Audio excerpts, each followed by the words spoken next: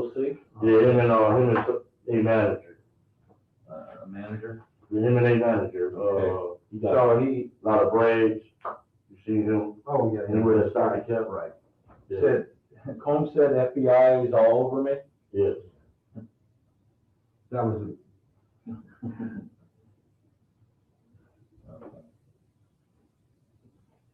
so with Little C was just high and. Yeah, he gave me the invitation.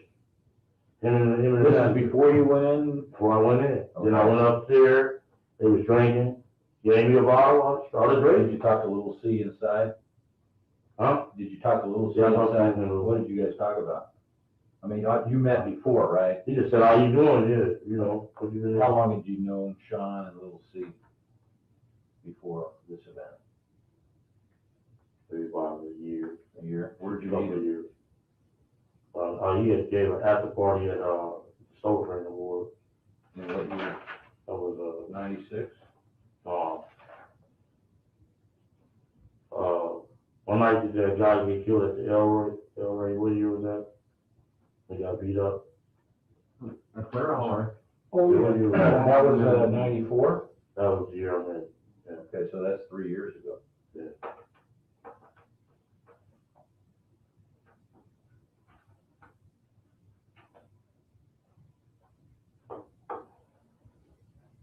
You make a phone call? No, yeah, okay, I'll make a phone call on Oh, that. yeah. Okay, man, thanks.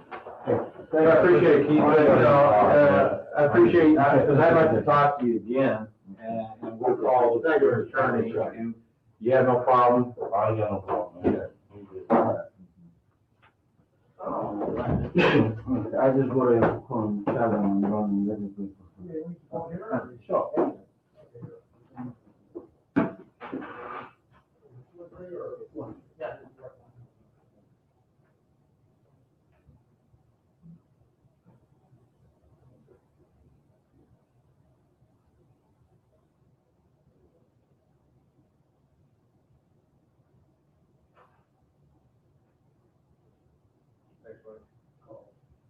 No call, good, thank you, appreciate it.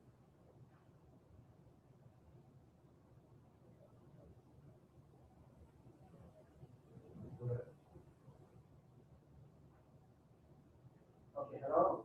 Okay, hi. You want sober too? You want another soda?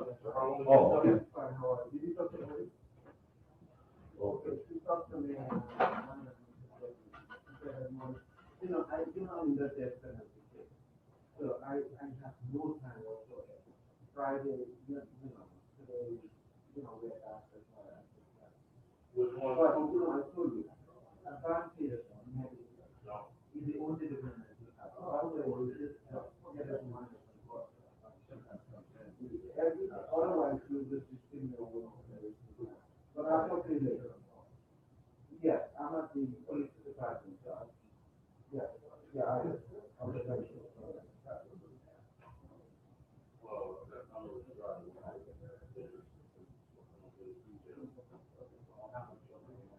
Wrong way to take them, huh?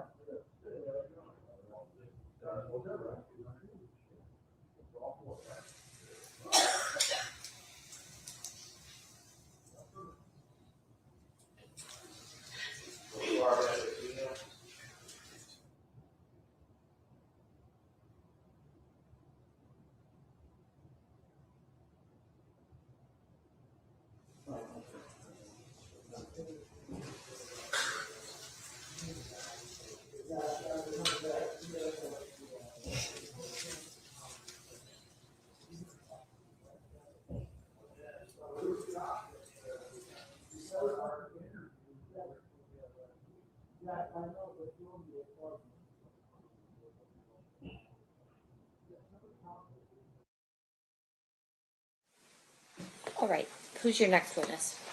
Thomas Kern.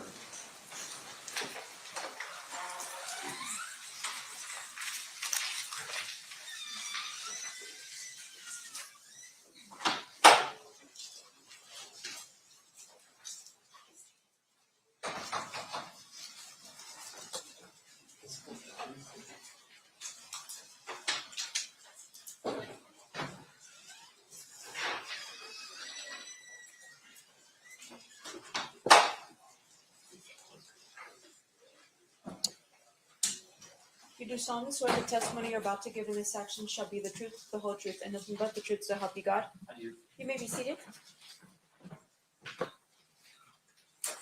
May I please have you state and spell your first and last name for the record? First name is Thomas, Thomas. Last name is Kern, Kern.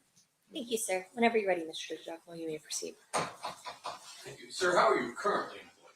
I work for Customs and Border Protection at the Chicago Laboratory as a latent fingerprint examiner. We're going to take you back 30 years ago. Okay. 30 years ago, what were you doing for a living? I had just started here as a crime scene analyst. I was in my first year. What does a crime scene analyst for the Las Vegas Metropolitan Police Department do? Basically, it's a response to like crime scenes to recover evidence that was potentially left behind during the incident. Things like burglaries, we would go look for fingerprint evidence, maybe sometimes broken glass, those sort of things, and we would collect that from the scene and bring it back to the lab for potential use later. Did you have a field training officer on September 7th or September 13th, I guess it is, of 1996? I did. And who was that?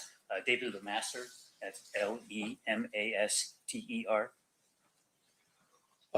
Do crime scene analysts respond to the coroner's office for autopsies to document the body and collect any evidence that the doctor pulls out during the course of an autopsy? Yes, And were you present at the autopsy with Dave Lemaster for the autopsy of TUPAC SAKUR? I was. May I approach Judge? You may. I'm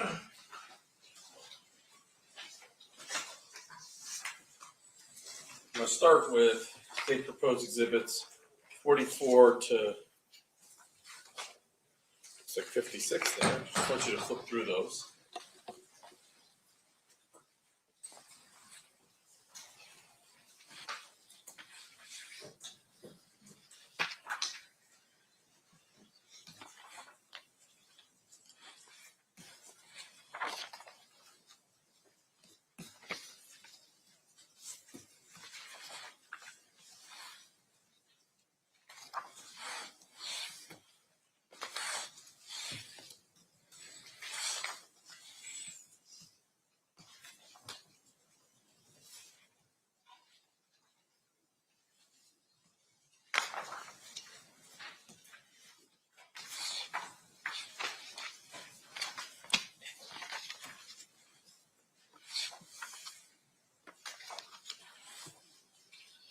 So, I can't remember what my first number was. 44 through 54, are those all depictions of Mr. Sakur, well, his body bag, as well as Mr. Sakur during the course of the autopsy, documenting both tattoos and injuries to Mr. Sakur?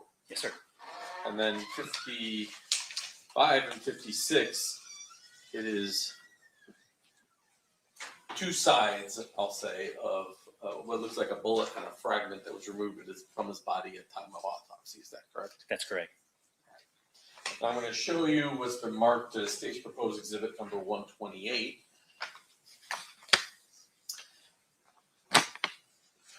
From looking at that, does that appear to be an impound done by Dave Lemaster from the autopsy of Mr. Sakur in September of 1996? It is. And flip it over here. Why don't you explain to ladies and gentlemen of the jury how evidence is collected? So this is a typical evidence collection bag, and on the front there's information that you would complete and fill out that would be relevant to the investigation you're working on. So I know that this is David's paperwork. We are assigned a personnel number when we start the job, and David's personnel number was 4243. That's his first initial, last initial, and that's about here in the center of this information. When we collect the evidence, we're supposed to put a seal on the reverse, and the seal has to remain intact throughout the investigation. So that also has David's initial and personnel number and the date that was collected. So it appears that nobody's opened this since David impounded it 30 years ago. That's correct. Judge, I offer 44 through 56 and 128. Any objection? They will be admitted. Thank you. I pass the witness. Okay. Cross-examination, Mr. Sanchez. Then I have no cross. Ladies and gentlemen of the jury, any questions for this witness? Seeing none, thank you so much. Have a good day. You are excused, Mr. Finn.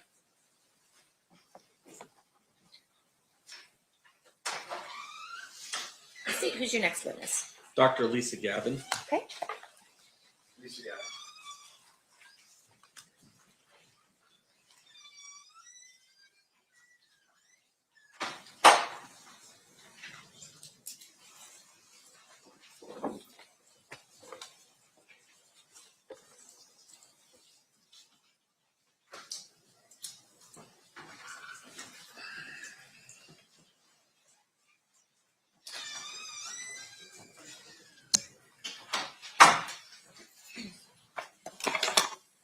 You do solemnly swear the testimony you're about to give in this action shall be the truth, the whole truth, and nothing but the truth so help you God? I do. You may be seated. May I please have you state and spell your first and last name for the record?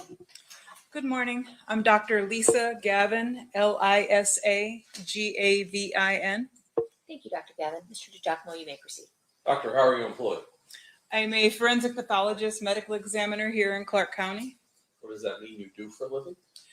We determine the cause of death and the manner of death and sudden unexpected deaths. And in order to hold the position that you do with the coroner's office, do you have certain education, training, and background? Yes. And explain that to ladies and gentlemen of the jury. I went to medical school at the University of Connecticut School of Medicine. I did a pathology residency at Hartford Hospital in Connecticut. I did a surgical pathology fellowship at Hartford Hospital in Connecticut. I did a forensic pathology fellowship in the Office of the Medical Investigator in New Mexico, and then I came here to Clark County. I have a medical license to practice here in the state of Nevada, and I'm board certified in anatomic pathology and forensic pathology. How long overall have you been a forensic pathologist? This September, it'll be about 17 years practicing here. So I'm going to guess that 30 years ago, you were not at the autopsy of TUPAC SAKUR. No, I was in medical school. Have you in the past had to come in and testify to your opinions as to cause and manner of death in cases where you weren't the actual examiner at the table? Yes. Explain why that would happen. We have people that have retired. We have doctors that have died. We have doctors that have gone to other locations in the country. So when you are asked to review, what is it that you get to review in order to form your opinions and conclusions? Most often it would be the investigation report from our office. It would be the autopsy report from the forensic pathologist that did the case. It could be photographs associated with the case, could be medical records associated with the case, could be any consultations or the like associated with the case. In this particular case, do you know who the examiner was?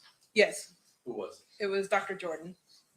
it? And Dr. Jordan is no longer with us, correct? Correct. Dr. Jordan had passed away. In addition to what the medical examiner's office had, did you also get a copy of the photographs taken by crime scene analysts during the course of the autopsy? Yes. And did you utilize those as well to render your opinions? Yes. I'm going to start with what's been previously admitted as State's Exhibit number 44.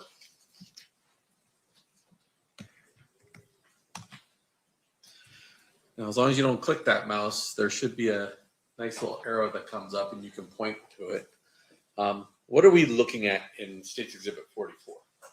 In the background is a green body bag, and the way that we sealed the body bag to preserve the body as evidence is we put this little blue tag through the eyelets of the zippers as they come together to demonstrate that the body was received, placed into that sealed body bag, and then received in the office with that seal intact at that time. Similarly, we also attached onto that area what will become the toe tag, the identifying marker for that particular body, that particular individual. I zoom in on that.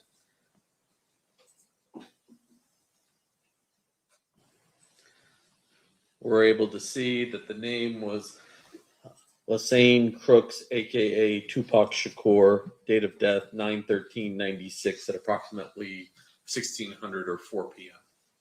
That's correct.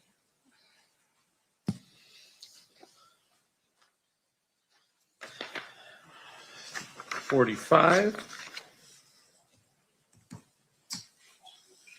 What are we looking at, doctor? This is just opening up of the body bag, and then one of the first photos that was taken at the time that the body bag was opened, demonstrating the decedent and the condition that he was received in and the body bag. And from reviewing the medical records that were part of the coroner's office file, did it appear that Mr. Shakur had survived his wounds for some period of time? Yes, And a lot of what we see on these photographs are evidence of medical intervention. that's correct.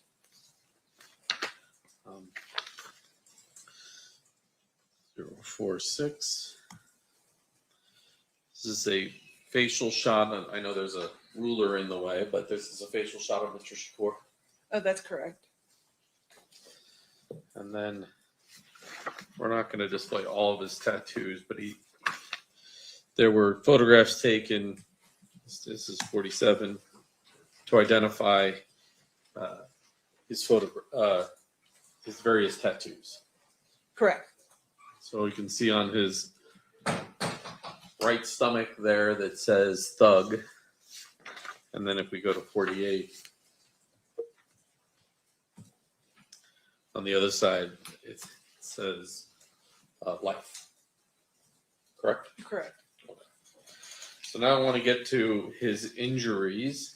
And I'm going to start with, I'll start with 49.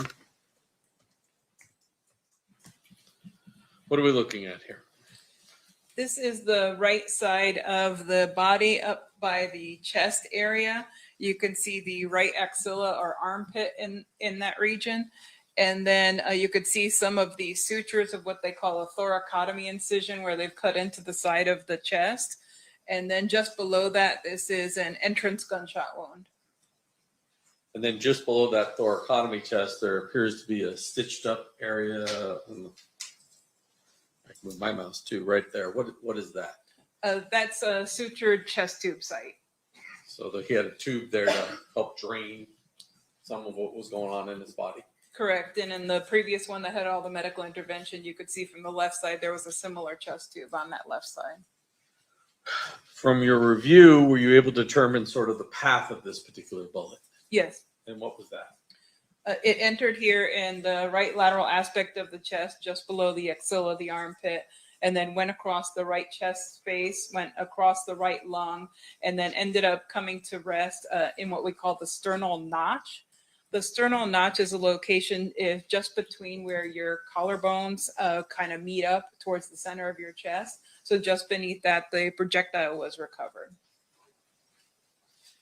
The nature of that type of wound, what did it physically do to him, his ability to breathe and those types of things? So the injury to the lung would have collapsed the lung and also caused the lung to bleed. And so it was documented within the medical records that he had about 2 liters of blood in his chest cavity when they put in the chest tube to try to save him. And similarly, they ended up removing that lung to try to save him and kind of clamp off the bleeding. And then it already had multiple episodes of not becoming responsive. So he wasn't able to breathe. He was bleeding out in that area from that injury.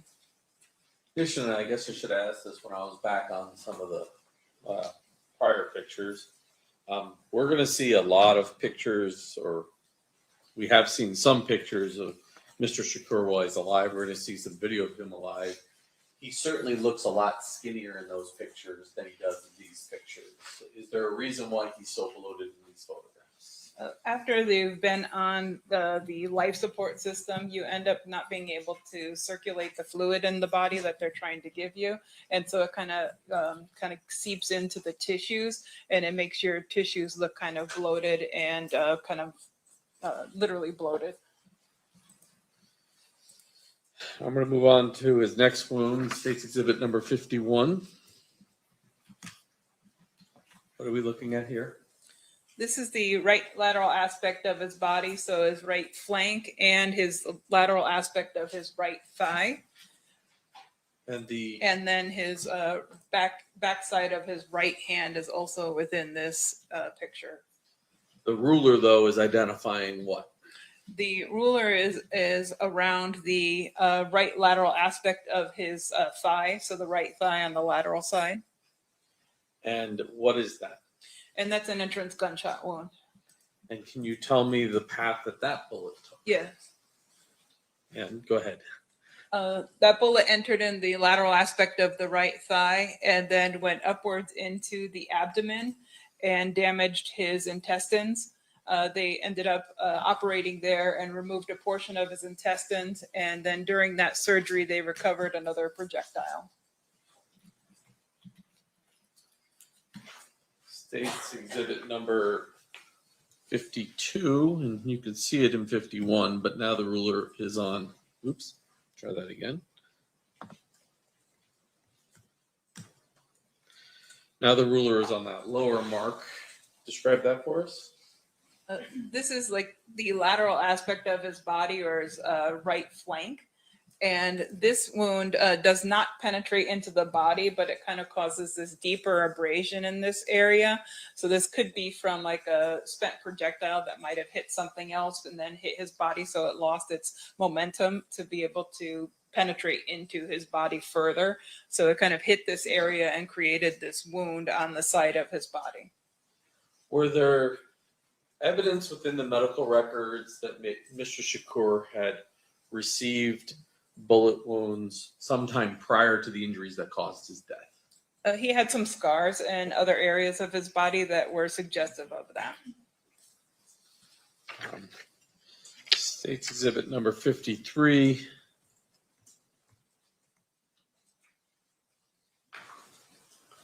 What are we looking at? This is the back of his right hand, and on the ring finger, he has an entrance gunshot wound. This path goes through the hand and goes through that finger and then fractures that bone right by the ring finger area. And 54, 054. What are we looking at? This is the exit aspect of that wound that we saw the entrance to on the back of the hand, and it kind of exits out the underside and partly in the webbing between those fingers. Now, you mentioned that during the surgery, UMC would have recovered one bullet, and then autopsy, another bullet was recovered. That's correct. So, as it relates to the autopsy, showing you State's exhibit number 55. What are we looking at here? This is the projectile that was recovered during the autopsy. This was the one underneath the sternal notch to which I referred earlier. And just so the jury understands these when they get the back room, that's the same bullet. It's just taken from the opposite side. Yes, we take multiple angles of those projectiles, photos of multiple angles. Your Honor, just for the record, with exhibit numbers. Mr. DiGiacomo? 56. Okay. Now, Doctor, in addition to not only the photographs, were there other records identifying Mr. Sakur within the coroner's office records? We have both some medical records and some photographs, as well as the autopsy report, the investigation report, and the toxicology report as well. Did you also have an affidavit from Mr. Sakur's mother indicating that's her son and he's dead? Yes. And were there also postmortem fingerprints taken to confirm that information? Yes. After reviewing all of those records, do you have an opinion as to the cause of death of Mr. Sakur? Yes. And what is that? He died of gunshot wounds of chest and abdomen. And do you have an opinion as to the manner of death? Yes. And what is that? Homicide. When a medical examiner uses the term homicide, what does that mean? The simplest form is death at the hands of another. Thank you. I pass the witness. Cross-examination, Mr. Sant. Yes, Your Honor, thank you. Dr. Gavin, good morning. Good morning. How are you doing? Good. How are you? Good, thank you. Just a couple questions. Your testimony here today revolves really around your review of the record. that was laid out 30 years ago. Yes, that's correct. And so fair to say, of course, that keeping records would be very important in your line of work. Yes. In the event that in the future, something that you do while you're on vacation somewhere in the Bahamas could be testified to by another doctor. That's correct. Now, with regards to the records that you saw here, is it Dr. Jordan. Jordan? Was there anything missing in your review of those records in terms of record keeping or anything like that? No, but we only took a few photos at the time of autopsy. At that time, they used Polaroids or they used film and cameras. And so we had few photos of the body itself. And so consequently, the crime scene analyst photos were helpful for being able to come to determination in addition to the reports. Right. So the way we're able to explain it to the jury today is that you reviewed the record as well as any photographs that were taken at the time of the autopsy. That's correct. Okay.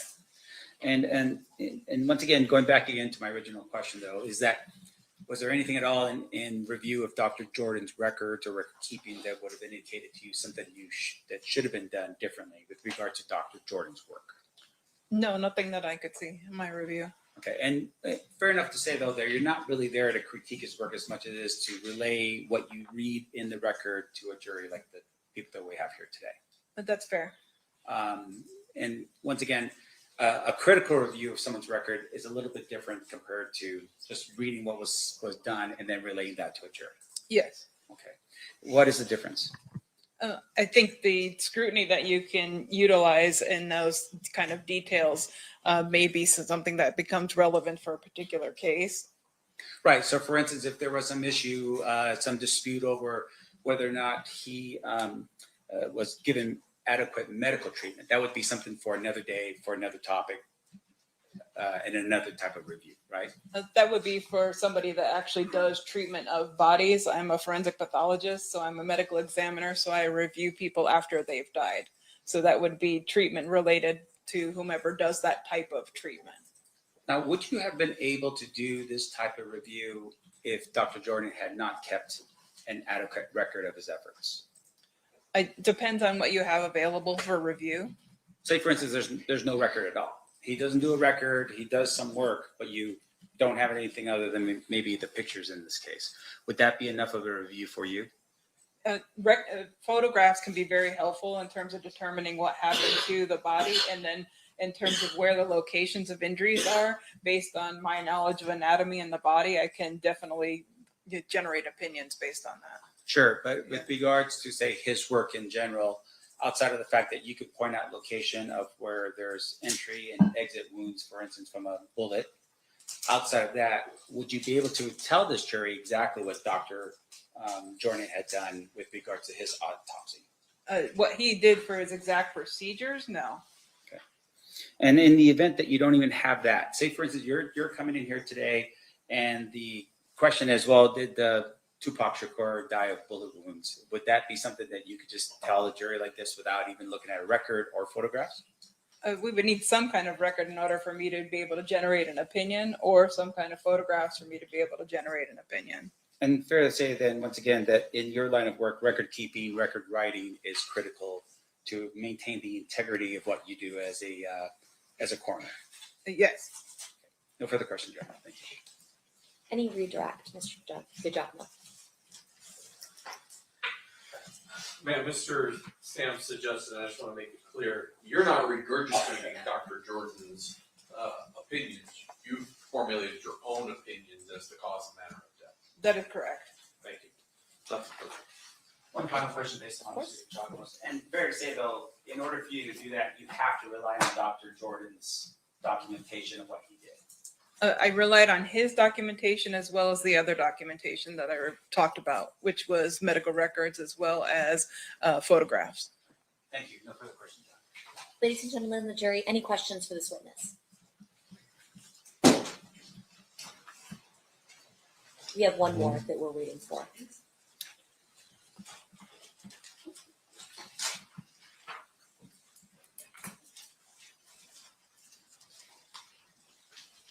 Can I have the parties approach?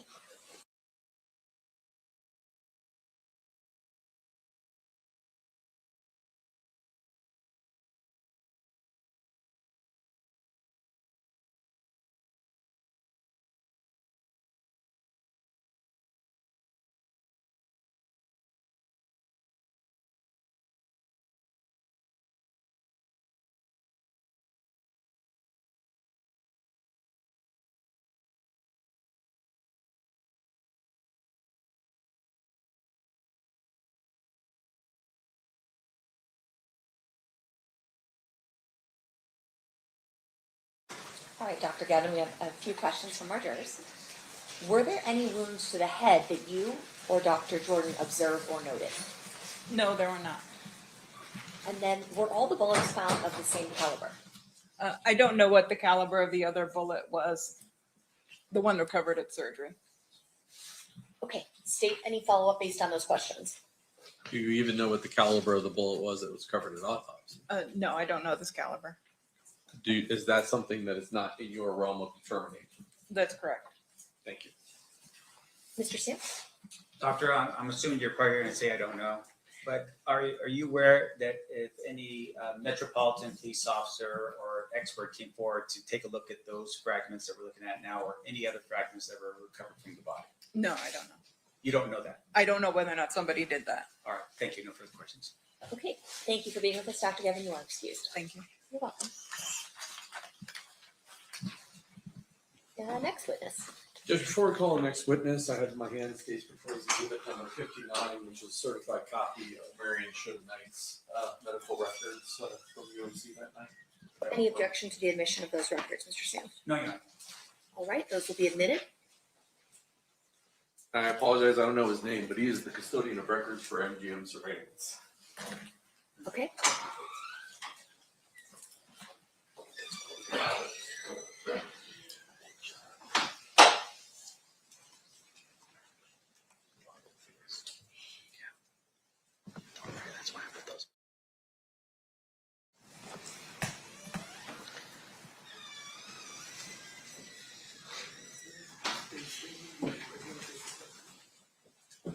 You do solemnly swear the testimony you're about to give in this action shall be the truth, the whole truth, and nothing but the truth, so help you God? I do. You may be seated. May I please have you state and spell your first and last name for the record? Michael Ingram, Michael Ingram. Thank you, Mr. Ingram. Mr. Giacomo, whenever you're ready. Sir, how are you employed? I work as an investigator for MGM Resorts. What area at MGM Resorts do you have a certain job responsibility? I have responsibility over surveillance and security surveillance and investigations. Were you requested to come here to authenticate some video that was collected well back in 1996 from the MGM? Yes, I was. And have you had a chance to see any of that surveillance? Yes, I have. Okay. Did MGM keep a copy as well? Yes, they have. Okay, so you reviewed that. Yes. Judge, I have in my hand the stage proposed exhibit number 115, which is that video I'd offer. Any objection?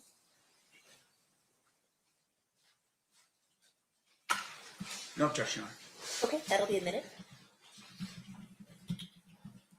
So I have 3 different camera views, three different files, I'll call it, that we're going to talk about. But back in 1996, can you describe the type of surveillance system we're looking at? Like, how is it, what medium was it originally recorded on? At that time, it was recorded on VHS. And did MGM reuse tapes every so often? Yes. And so when you reuse tape, did you lose quality each time you kind of reused it over and over again? Yes, the quality deteriorated. So unlike today that's digital, some of these views that we're going to watch, it's going to be pretty hard to facially identify anybody. Is that correct? That's correct. So I want to start with,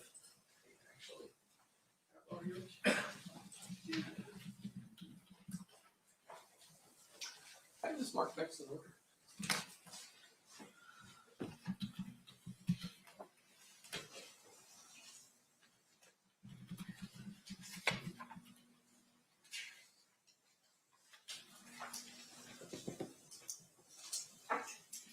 How do you just switch it over? I know, I just remember if it's at the top or the bottom. There's 2 blues. Oh, this one? Yes, this one's over there. There you go. It doesn't work that way. All right. I'm going to show you the stage proposed exhibit number 144. You recognize what that is? Yes, that's the MGM Grand. Is that currently the way the MGM Grand looks? The general layout of the the casino or the hotel, yes, it's the names have changed and stuff, but Okay. the property is the same. So we don't know if this is from 1996 or if it's from 2002, 2010, when in the last 30 years, but generally the layout's been the same. Correct. Put this up, ladies and gentlemen, the jury. Mayor, if I could, Oh, I moved to bit 144. before we move to Nick, can I just ask a couple more questions of this witness with regards to this particular? You'd like to voir dire on this issue? You may. Sir, with regards to the photograph that's been marked as proposed state exhibit 144, can you tell me if you can read the locations that are on that particular map? I can read most of them. There's one that's a little fuzzy to me. Sure. In terms of your review of the surveillance video from the MGM, fair to say that what we're about to see would indicate where the camera location was, including the name of the area that would correlate with what you have out there on the map? As a general rule, yes. Okay, thank you. Well, I have no further questions. Any objection then to No the objection. admission of it? No. It'll be admitted. State, you may proceed.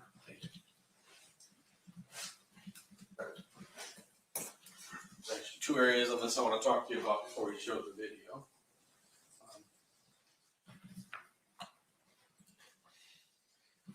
Maybe more than that.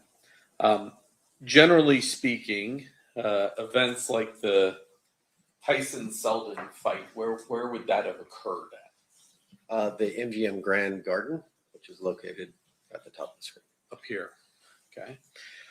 We have an elevator view that we're going to see. Where is that located on this? There's in the middle of the screen, there's three small boxes. Those, Right here? yes, those are the elevator core for the MGM Grand. And then if there's a camera that's going to say food court, that's kind of walking, that's looking down a long hallway. Which hallway are we looking at? The white box, yeah, you're going to be following that basically to the Grand Garden Arena. So when you come out of this box, you can either come down here or across the casino, essentially. Correct.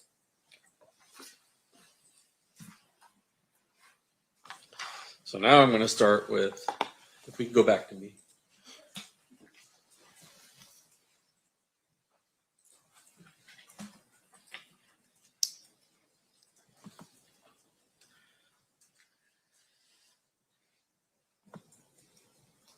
I'll pause it here for just a second. This says food court promenade. So I'm just gonna hold it up for the jury. Do you know anywhere where we are along this white corridor? Or could it be anywhere on that white corridor? Specifically, I couldn't tell you exactly where along that corridor you are, but you're along that corridor. Okay.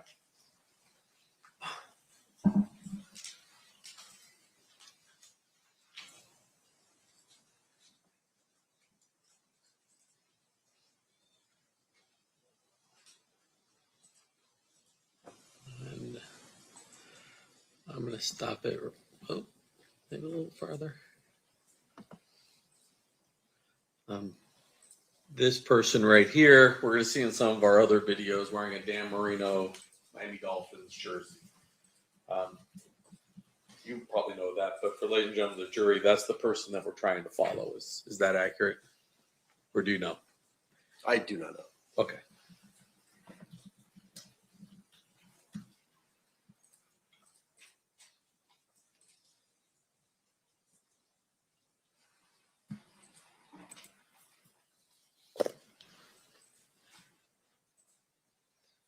Now we have another camera view of this long hallway. From this, can you tell generally where in that hallway it is, or once again, we're just somewhere on that white hallway? Somewhere along that white hallway.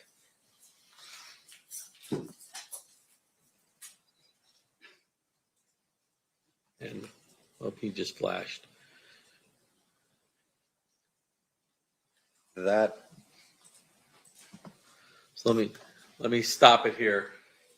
On these VHS tapes, cameras would flash between different hallways.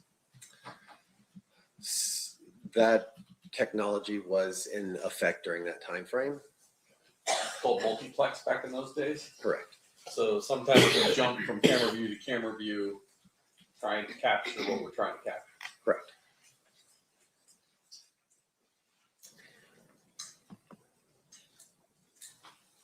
We can see the 13 on this jersey right here with the gentleman walking behind him.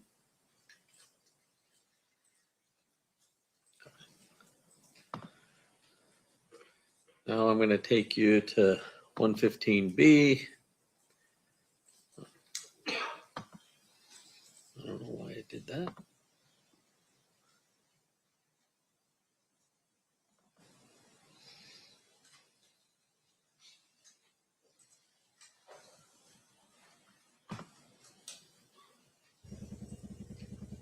All right, we're going to use a different program so we don't watch it sideways.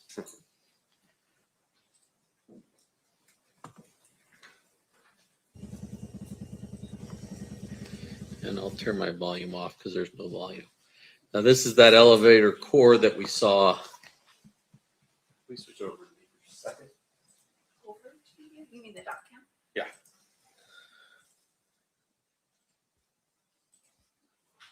So as opposed to those other views that were somewhere in here, now we're down in the middle of these four and there's a tree in the middle of these four. Correct. Is that tree still there? No.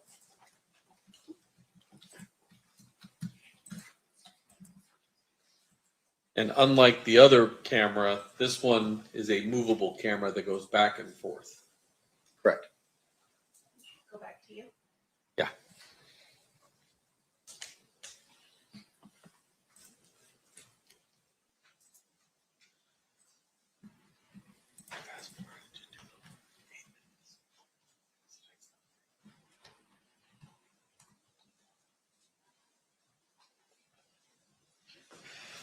So this one starts at 2043 or so, and I'm going to jump forward to about 2047. This is just people walking through that elevator area, correct? Correct.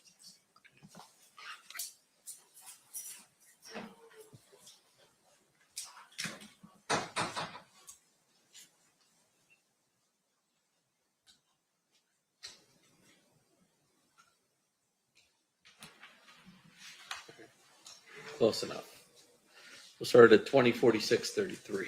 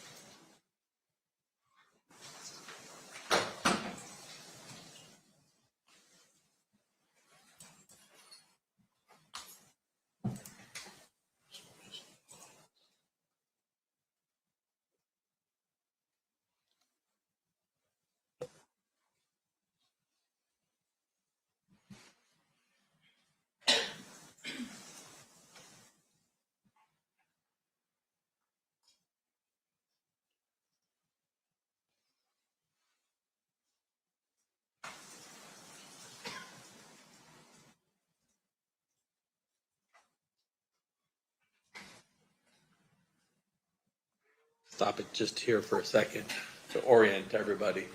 So the camera, is it being operated manually by a cameraman so he can stop it on something that he's looking at? He can stop it at a location, but that movement that you saw was just the camera in rotation, just scanning the area. But if it now stops and focuses on someone, there's someone in the control room that is able to stop and go, hey, something's going on. Yes.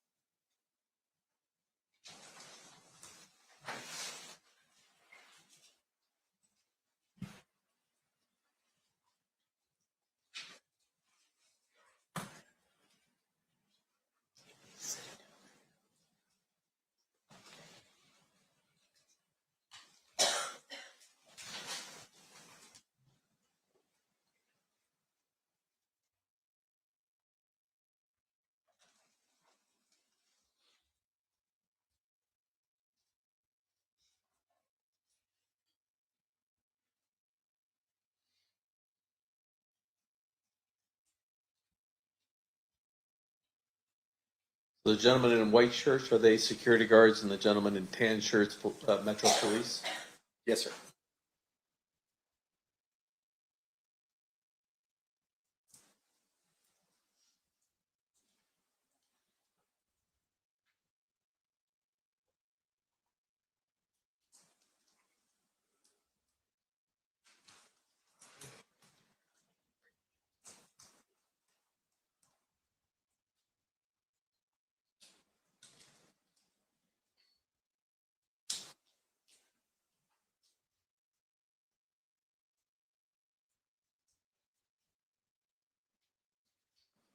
Pause it there for a second.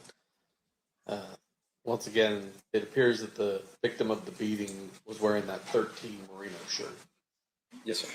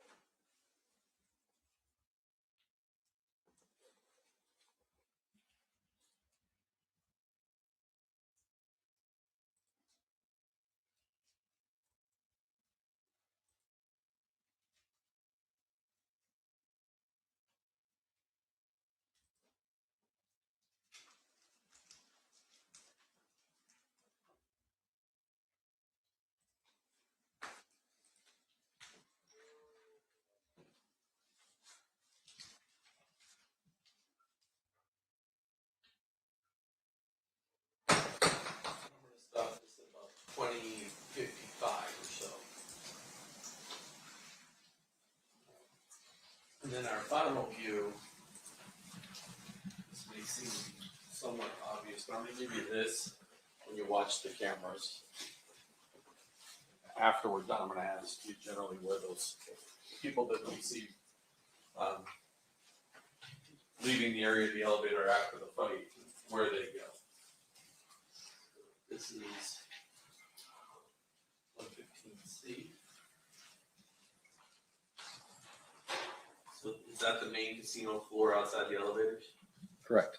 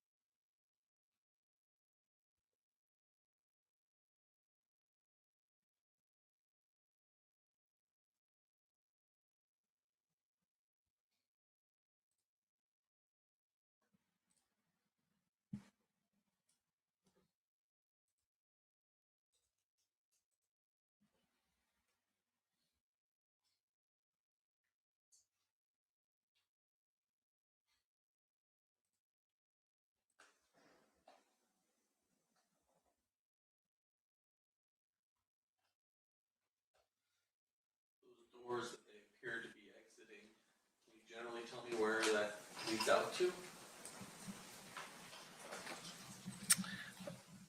The lion entrance? Is that anywhere near the ballet? That's I'm sorry, I was confused. Out to the hotel registration area and then out to the porte cochere. And do you know whether or not back in '96 there was a ballet there or not? Yeah, no, I don't know if there was an exact ballet or what it was called at the time.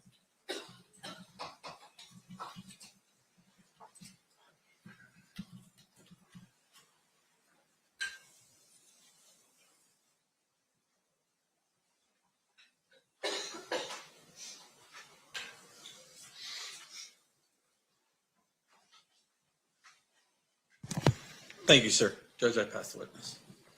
Mr. Sim, cross-examination. Thank you, Honor. Sir, you are an investigator with the MGM, correct? MGM Resorts, the whole company. So it would be MGM as well as the other properties that are on the ship? Correct. Okay. And I'm assuming you're more than just yourself doing the investigations?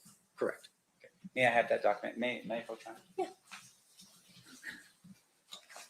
I'm going to publish this again for the jury. State's Exhibit number 44.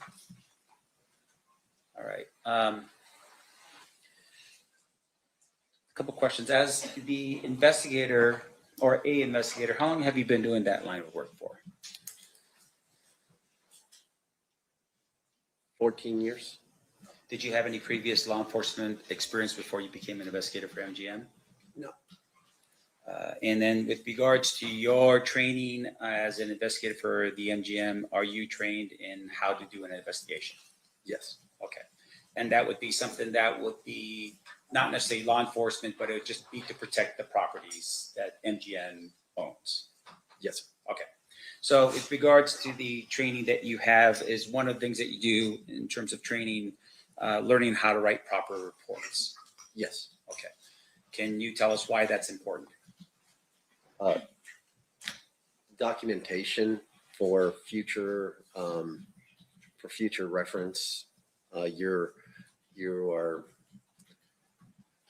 You're time stamping an event in that moment that you are investigating it. And fair to say that with regards to report writing, it helps you later refresh your recollection if you're ever unlucky enough to be sitting in this chair facing towards these people, right? Yes, sir. Okay. In this case, you were asked to retrieve this video that was what we've all have seen right now, right? Yes, sir. Did you have to write a report for that? No. Now, you had shared with us earlier that you had reviewed the videos. Anything about the review of the videos that would have required you to put it into a report? No. Okay. And you were going to, I must have cut you off. You were going to say something. Did you want to finish? I did not, like you said that I provided this video. Yes. I did not provide this video. Okay. So, and once again, we want to make sure that we're accurate, right? So what is your role in this whole thing and what you did here? The video that we all reviewed, to be able to say that it's MGM Grand's video, that's MGM Grand's location, and whatever you guys want to talk about inside of the video. Right. So in terms of you verifying it, was it just you looking at the video and saying, yes, that's the casino floor of the MGM? Yes. In terms of the date and time, for instance, you're just relying on what's date stamped and time on the actual video that you watched, right? Yes. I mean, you don't have any other way of verifying any of the time and date in this case outside of what's time stamped on the video, correct? Correct. Okay. And that's not a trick question. I just want to make sure we're clear. Yeah, you're good. But in terms of the case itself, was there an internal number that was assigned by the MGM property specifically as to this event in September of 2000 or 1996?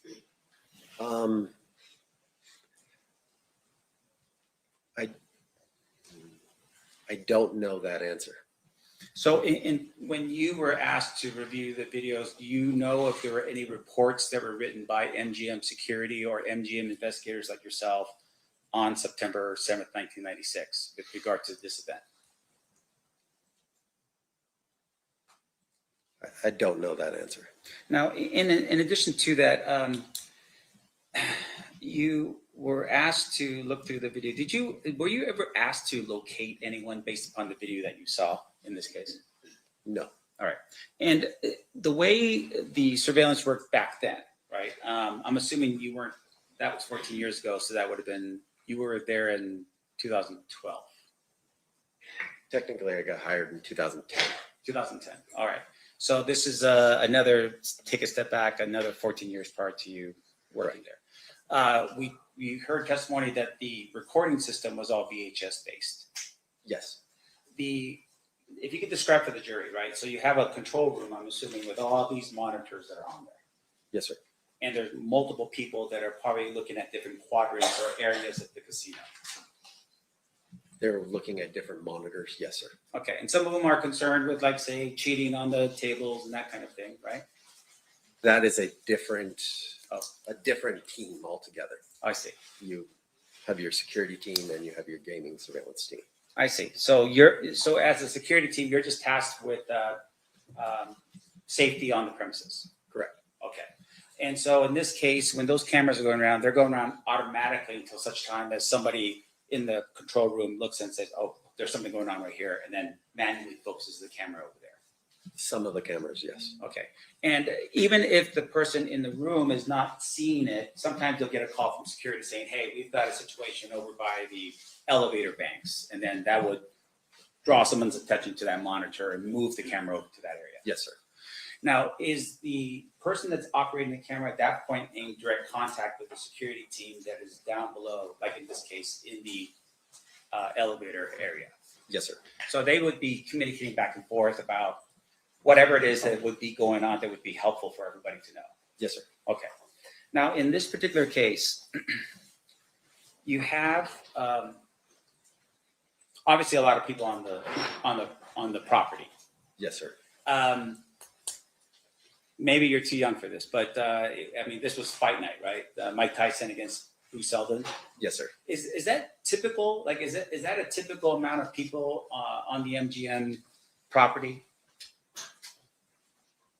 In my experience, yes, that's a typical of fight night that you would have. Right. So nowadays it's UFC or some type of championship thing with somebody, I don't know. But once again, championship level sort of thing, right? Yes, sir. Not an everyday. Not an everyday thing. All right. And obviously there's a ton of people that are there. We see at some point the group that attacked the individual run. Yes, and sir. they run out of the area.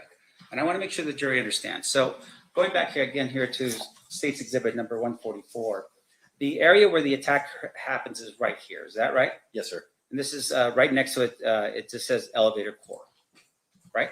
Yes, sir. Now we talked a little bit about where they exited, and you had mentioned somewhere, but I just want to make sure I'm clear as to where that would have been. Can you tell the jury where they exited? From what I observed, it. Sir, just to let you know, you could actually take that mouse that's right there and just move it around. Yeah, when he's on the dock cam. They All right, changed Donna it. pointed out. Usually they can, but All right. Just go ahead and just describe it, and I'll just point it out. He appears to have traveled initially after the altercation. He appears to travel north up into the casino area, around that area, and then from the description, it looks like he comes back south and then turns to the Approach that screen and point. Oh, thank you, Madam Clerk. Yes, please. Could you just Talk louder while you're over there. you can get up and just point it out on that big screen if you want. sorry about that. I should have done that.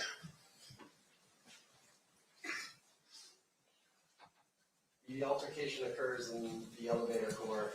It appears that he travels up through this location on the casino floor, and then turns here and then comes back down. And it appears that he goes.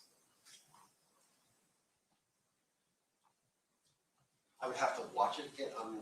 I'm a little confused on the exact route. There's only two routes. You either went out the Port of Fisher or went out the Lion entrance.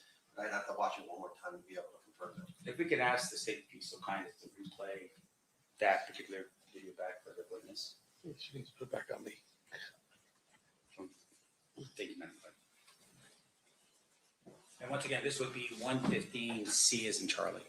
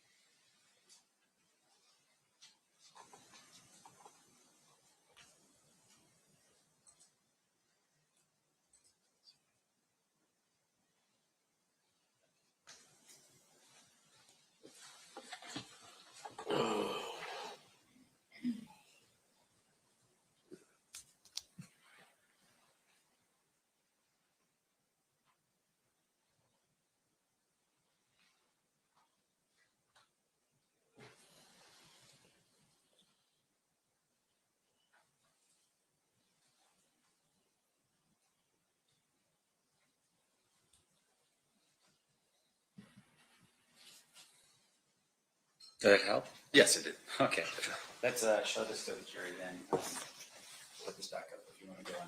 Yes, sir. Keep it for a second. Showing you again, States Exhibit 44. Can you explain to the jury the path that was taken? Initially, it starts in the elevator core. They exit the elevator core. They enter the casino floor. They come down. They pass the cage. They pass the Emerald City, and then they're out the line entrance. All right, and for the record, the line entrance is on the corner of Las Vegas Boulevard and Tropicana? Correct. Thank you.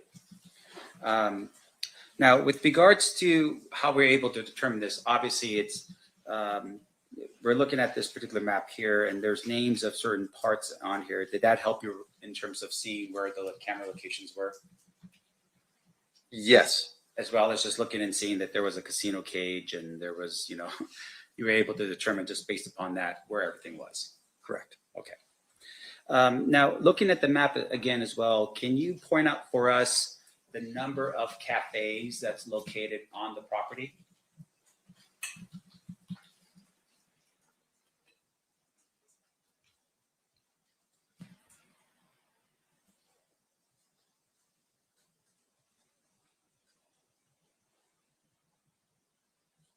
Would reading the actual thing help you? 'Cause the resolution- Yes, I think it would have. You want the number of cafes, sir? Yeah, just tell me how many cafes are on the map.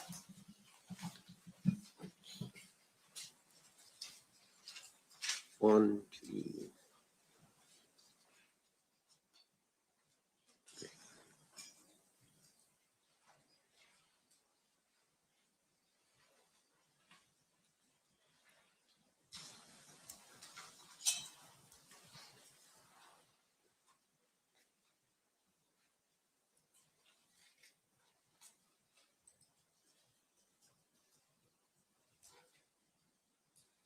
Three.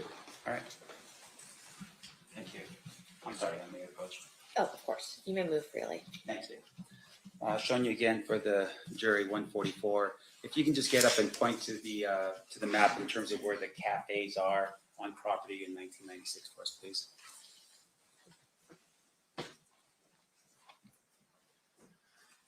You got the Coyote Cafe, the studio, I'm not sure, coffee shop, and I believe this is also a gourmet coffee stand. Okay. Thank you. I appreciate that. Now, in terms of the number of people moving through the casino, obviously very excited in terms of who they think is going through the casino.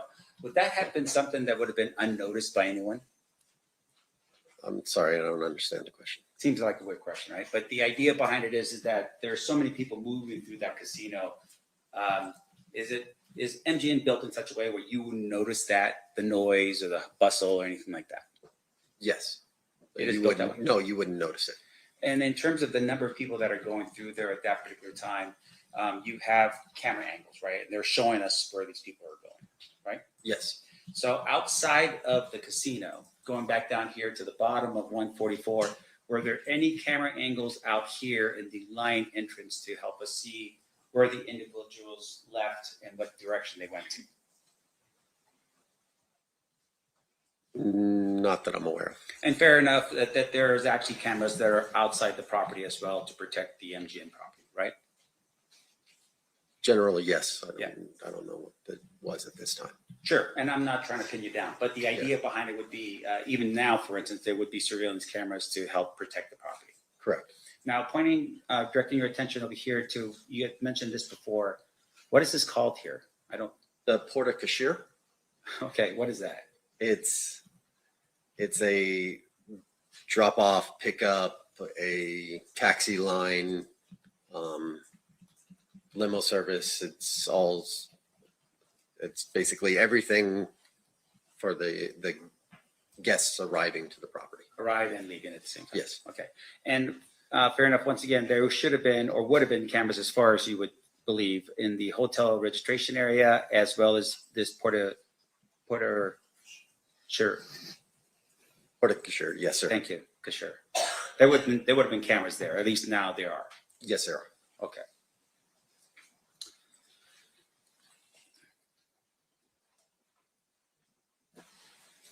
Now, do you know what MGM's policy is with regards to events that occur on property where police officers request video surveillance to be captured?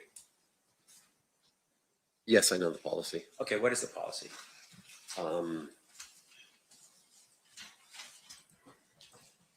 The policy when police request video is they submit a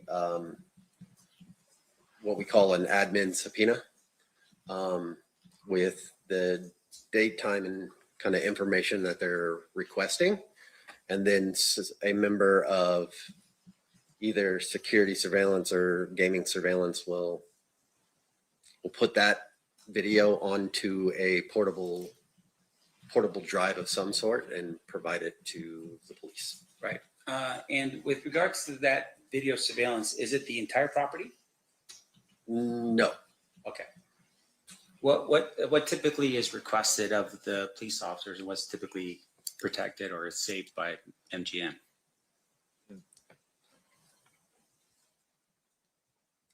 Situations dictate, but whatever they're initially requesting, if they're looking for a physical altercation, that's what they're going to get, is the physical altercation. We don't provide, a 24-hour like movement of the persons. It depends on what they're requesting. Right. So in this particular regard, you have an individual dressed in a Dan Marino jersey that at some point leaves the elevator area. Recall that? Yes. Now, do you know if there was ever a request to follow that individual through the casino and maybe off the casino premises just because he had been involved in an altercation with some other people? I'm not aware of any request.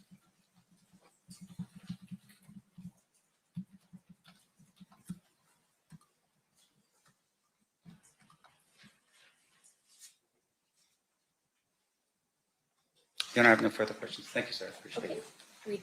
redirect, Mr. Duffel. Just briefly.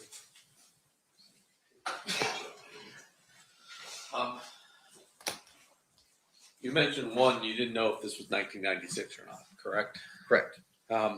You also said you weren't sure whether or not there was a report written by security. Correct. Let me show you.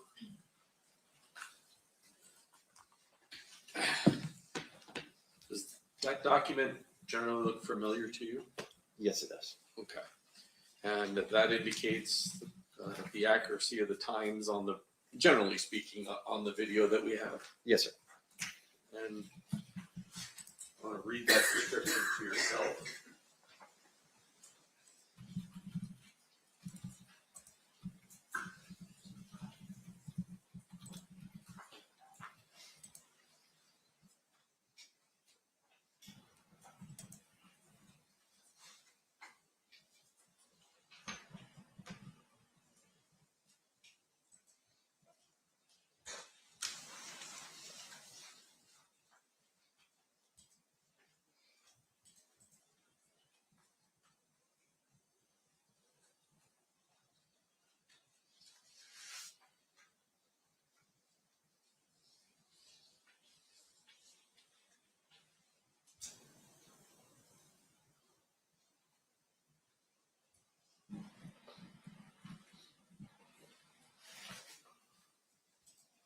Yeah.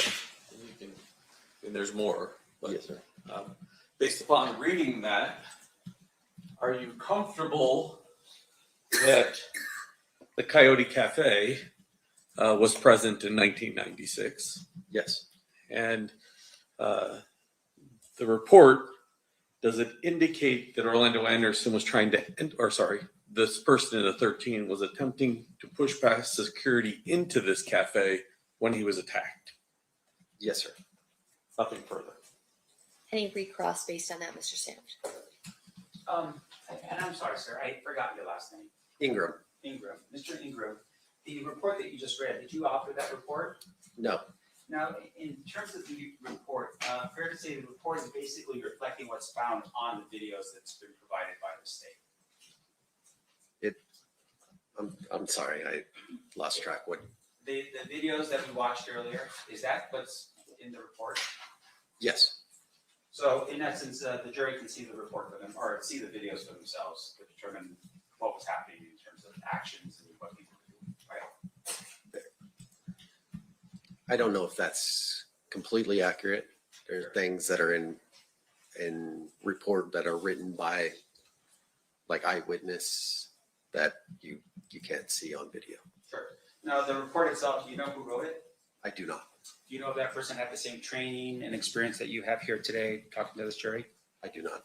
And in terms of the report itself, is it a standard report that would have been drafted back in those days? Yes, sir.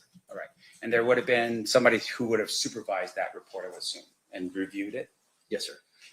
Do you know who it is in this document? Who the The supervisor? supervisor is. I don't know who the manager at the time was. All right. Once again, not you. You were 12, right? Okay. Yeah, yes. I have no further questions. Thank you. Just briefly. Mr. Sam said that only what was seen on the video was in this report, but there's actually a description of what what the person in number 13 was doing before we could see it in video, if you read the first. Yes, he.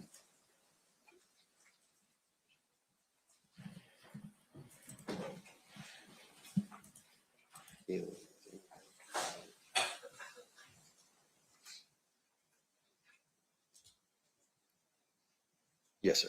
This is a document that appears to be authored by somebody who was present and confronting Mr. Anderson from security as he was trying to get into the Coyote Cafe when he was attacked. And then we see on video kind of the remnants of that attack, but not the beginning of it, Your correct? Honor, I'm sorry. I'm just going to object to that question. Well, he opened the door with that question by Leading? saying, What's your response on leading? oh, as the leading? Oh, okay, read the first 4 lines of the report. I'll rephrase my. Okay, so it's sustained. You may rephrase. Read the beginning of the report. On Sunday, August 7th, 1996, at approximately 8:50 p.m., this officer was in the elevator core when I noticed a BMA wearing a sports jersey force his way past the officers. Your Honor, I disagree with the point. I'm going to object as this is hearsay. And there's no exception to this particular statement being brought in. Okay, your response on that one. 2 things. 1, he opened the door by claiming this report only says it's that. 2, it's a report generated at the time by the person who witnessed it, and it is a record of the MGM from MGM in 1996, all of which would qualify for admissibility. Your Honor, may we approach? Sure.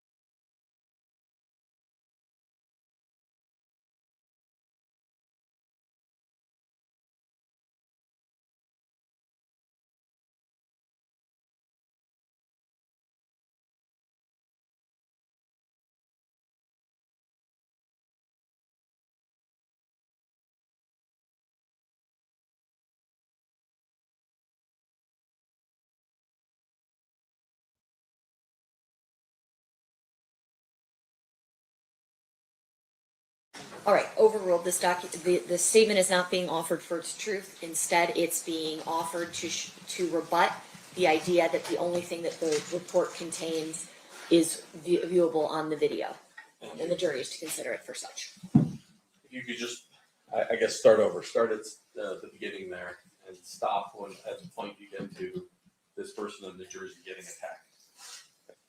On Sunday, August 7th of 1996, at approximately 8:50 p.m., this officer was in the elevator core when I noticed a BMA wearing a sports jersey force his way past the officers.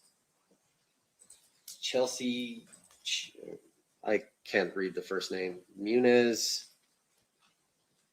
Roberts, at the North Key checkpoint by Coyote Cafe.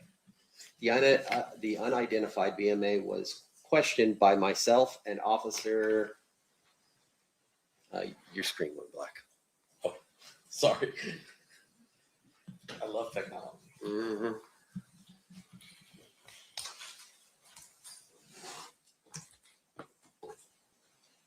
Your Honor, maybe approach again while Mr. Giacomo was working on technology. With Mr. Claus? Okay. Yes.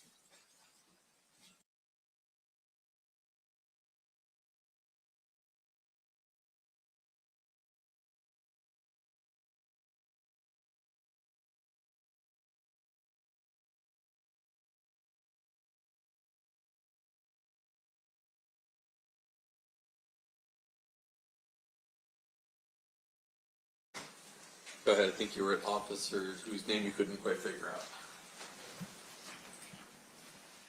The unidentified BNL was questioned by myself and Officer Gamba on the side of Coyote Cafe. The BMA was very uncooperative on answering our questions. While questioning the BMA, he continually kept looking over his shoulder towards the North Key checkpoint. It was seconds thereafter when I noticed a large group of BMAs force their way through the North Key checkpoint. The large group of BMAs, approximately 20, were running right in our directions. As they got close to, close to the BMA that was being questioned, started to run south towards the elevator core. Around 5 or 6 BMAs from the group caught up with the single BMA, grabbed him, punched him, and knocked him to the. That's probably far enough. Okay. Thank you, sir. I have no more questions. Okay, Mr. Sam, anything else based on that? I guess that'd be repress. No, Your Honor, but with regards to my discussions with the state, I'm going to move for the admission of that particular page that was read into the record. Any objection by the state? I don't. There's a second page. You want to read it all first and then make a decision as the first page or both pages? The second page. At least page 1 will be admitted. Page 2 is still up in the air. But would that be next in line for the state, or do you want it as defense exhibit, Mr. Sam? This will be defense exhibit B, Your Honor. Okay, so that'll be admitted as defense exhibit B. We'll hold tight to see if you want 1 or 2 pages. How many pages? Potentially 2, but right now, Okay. Yeah. Let my clerk know. yes, ma'am. Thank you. So nothing further. Nothing further there. Any questions from the jury for Mr. Ingram? You do have at least 1. Okay, can I have the parties approach?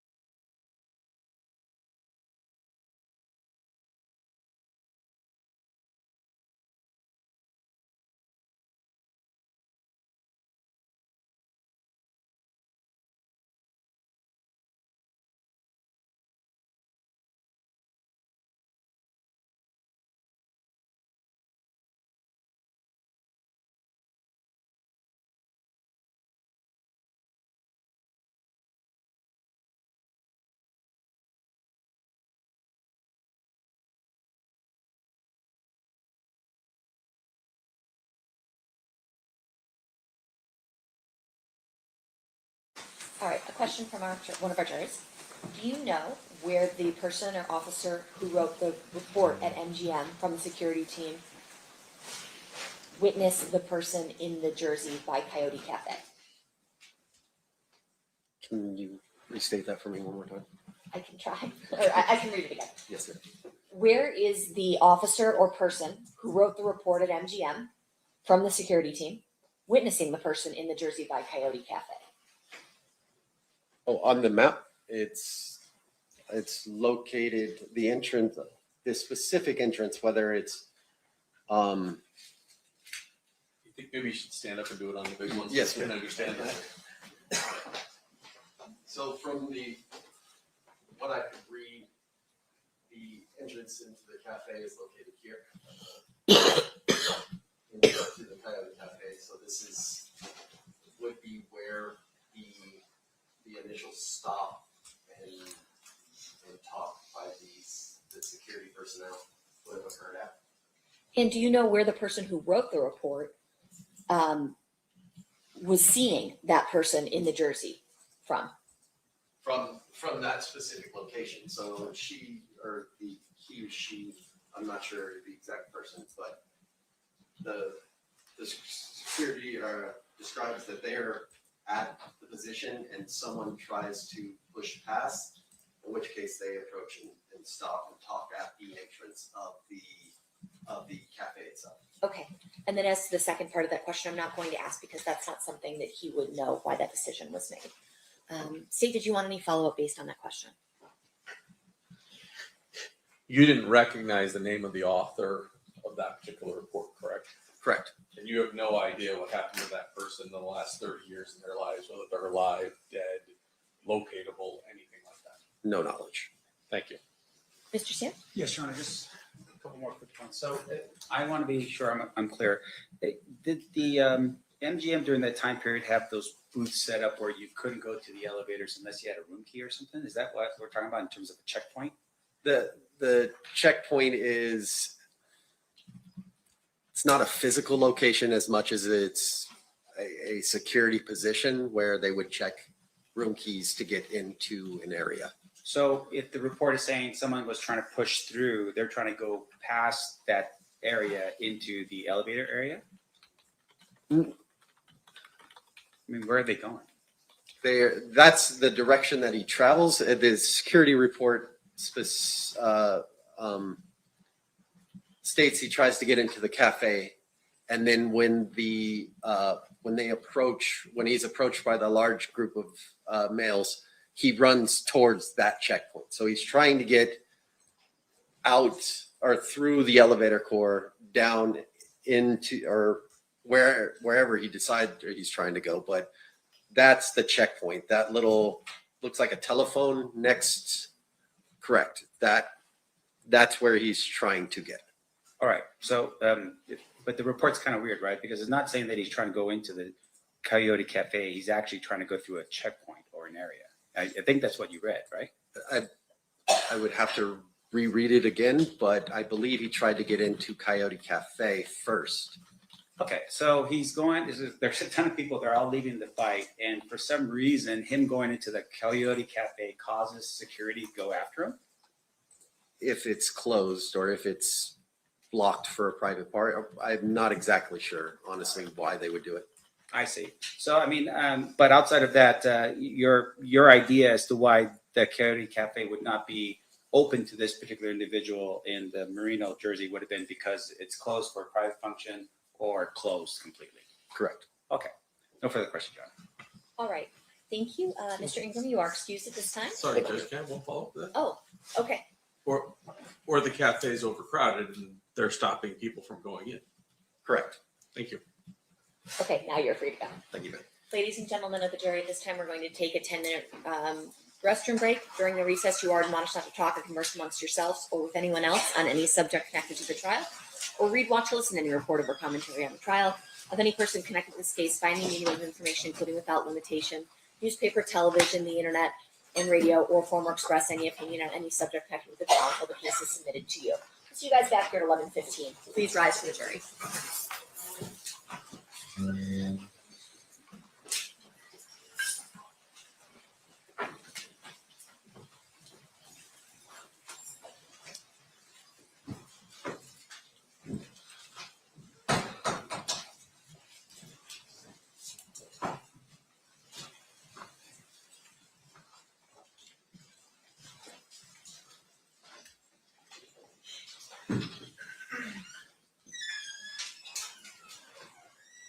jury is outside the room, anything we need to address outside the presence. Well, I'll work with the state with regard to the last proposed defense exhibit. Okay, perfect. Thank you. Well, and then let my clerk know what pages you wanted in, or give it to her, actually. Yes, ma'am. You're gonna have to print that out, I guess. We'll be in recess.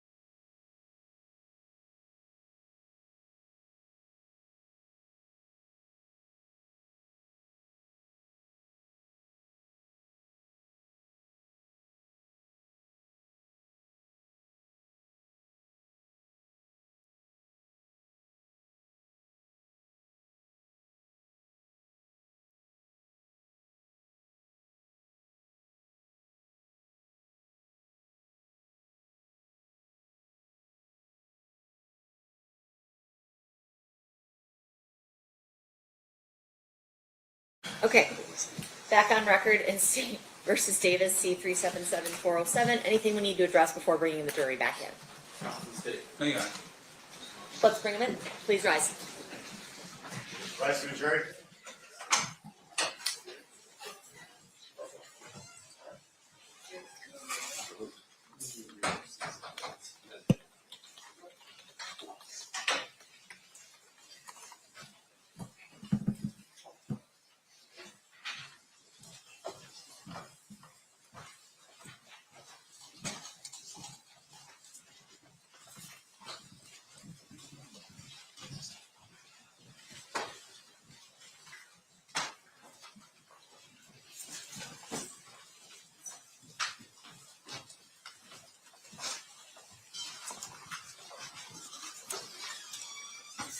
Do the parties stipulate to the presence of the jury?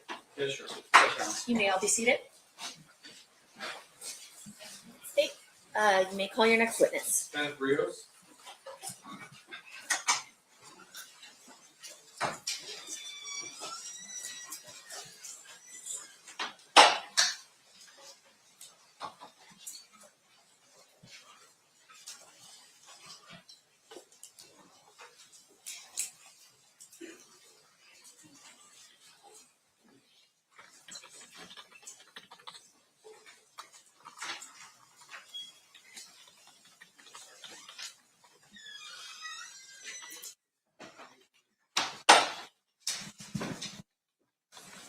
Good morning, sir.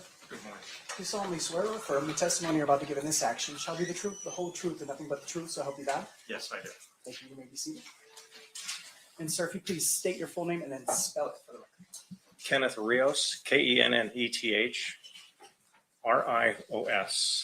you, Mr. Rios. Mr. DiGiacomo, you may proceed whenever you're ready. Thank you. Sir, how did you used to be employed? I was employed as I retired as a Las Vegas sergeant for Las Vegas Metro Police. And how long were you with Metro? 28 years. And when did you start? April 17th, 1990. May I direct your attention to September 7th of 1996 at about 9 p.m.-ish in that area. Where were you working? I was working as uniform patrol at the MGM Hotel. At that time, did you learn of a situation that had occurred in the elevator section of the MGM? Yes, I did. And did you respond over to that location? Yes, I did. And did you have contact with an individual wearing a Dan Marino number 13 jersey? Yes, I did. I'm going to play a little video for you. Can we go back, Thomas?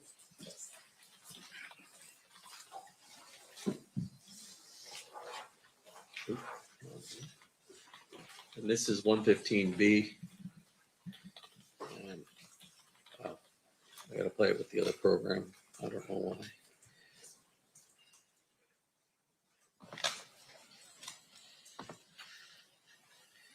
I'm going to back up just a little bit here.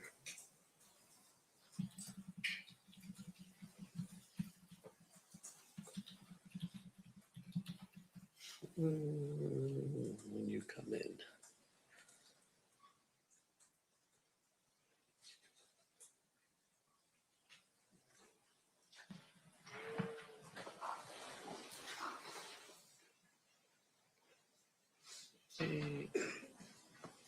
Started right about here. You let us know when you see yourself. I see myself. All right. And which of the three officers we have on scene there are you? One with the dark hair. My back, well, it was dark back then. My back is towards the camera facing the gentleman that has the Merino jersey on. Eventually, if we watch this video, you have a conversation with this individual, correct? Yes, I did. And at that time, did you ask him to identify himself? Yes, I did. How did he identify himself? He identified himself through a California driver's license, which security had in their possession and gave to me. Back then, this is just the fight call and he's the victim, correct? We thought he was a victim, yes. And so did you talk to him about whether or not he wished to press charges or be involved. Describe that for us. Yes, I asked him first if he needed medical assistance, and he refused. He said he was fine. I then asked him what happened, and he told me basically that a couple of guys that he didn't know jumped him. And once again, I asked him if he needed medical. He said no. I asked if he wanted to file a report, and he said no. At that point, was he released and free to go on his way? Yes, he was. Later on that evening, did you learn about a shooting involving TUPAC SAKUR? Yes, I did. And then were you asked to then draft a report as to what your interaction was with Mr. Anderson? Yes, I was. And at that time, what name did you remember for Mr. Anderson? It was Orlando. I remember his first name. Is it anything unusual that when a victim gets attacked and doesn't want to press charges or write a report, for you not to have written a report that night? No, it's not. Basically, if you don't have a victim, you don't have a crime, as we put it, which isn't necessarily true. You always have a crime. But if you don't have a victim, the chances of prosecution, you won't get any information, and so we don't take a report if the victim refuses. It's only afterwards, the incident that occurs a couple hours later, you then go back from memory and write down what you recall from this incident. Yes, I did. And you were able to remember his first name as Orlando. Yes. Nothing further. Cross, Mr. Stift. Mr. Rios, Yes, sir. did you review anything in your preparation for your testimony here today? Yes, I did. What did you review? I reviewed my officer's report. I reviewed my memory. I reviewed also the last statement that I gave, I believe was to the grand jury a few years ago. Okay. And I would assume that prior to your testimony at the grand jury, you reviewed your officer's report back then even? Yes, I did. Prior to testifying in front of the grand jury? Yes, sir. Okay. Make sure we're clear here. You wrote that report. That's in the normal course of your duties as a police officer. Yes, sir. No exception to in terms of you conducting your business as a police officer that you don't ever write a report. No, there's some instances where I may not write a report. Sure. Can you tell us what those instances are? Not offhand, because it's been so long. You don't write a report for everything that you do. Everything's recorded in some way through the computer or through dispatch, I'm sure. But to sit down and write a formalized report on all my actions, no. So in terms of all your actions, are you saying, like, for instance, if you get up out of your cubicle and you go into your sergeant's office to talk about fantasy football, oh, no, that wouldn't have been back then, talk about the game between the Bears and the, Chargers, we're not talking about that kind of documentation, right? Right, I would never talk about the Bears, but yes. Okay. And there we go. And in terms of the way, though, you would handle, like, for instance, if you're doing an investigation, or in this case, you're part of an incident that occurs, a report would be drafted for something like this. Yes and no. It would just depend. It would depend. It would depend on some factors. In this case, there was no victim. He refused any kind of help. But it was worth noting because of his involvement. Yeah. And so the state had asked you a question specifically as to when you wrote the report. You wrote it after you got off of this particular shift. Is that when you wrote your report? I don't recall when I wrote it, but I'm sure that my officer's report would reflect that time. But I know I didn't write it immediately after. All right. And in terms of your knowledge that TUPAC SAKUR had just been shot, your testimony to the jury is that you had understood at that point that potentially a person by the name of Orlando may have been something to do with that particular case. I don't recall if that was the reason why I wrote the report, if that's what you're asking. Yeah, because I'm a little curious. Like, how do you, there's a shooting of TUPAC SAKUR. Is it because you heard that there's a shooting up at TUPAC SAKUR that you go, wait a minute, there was an incident that occurred with TUPAC on property? Is that how we get to this point? Back then, I don't recall if that was the process that I went through to make the report. I don't believe so. I believe that there was some other officers that probably told me and suggested that I write a report because of his possible involvement. Right. So news goes out throughout the valley. Tupac has been shot, and then you're advised, hey, there was something happening where Tupac just captured whatever it is that you remember. Right. I don't recall that happening that way, but for most intents purposes. Right. Now, in terms of your report and you writing it, you're still, I mean, you're still on property when you hear that this incident had occurred with Tupac Shakur. I don't recall where I was at the time. Okay.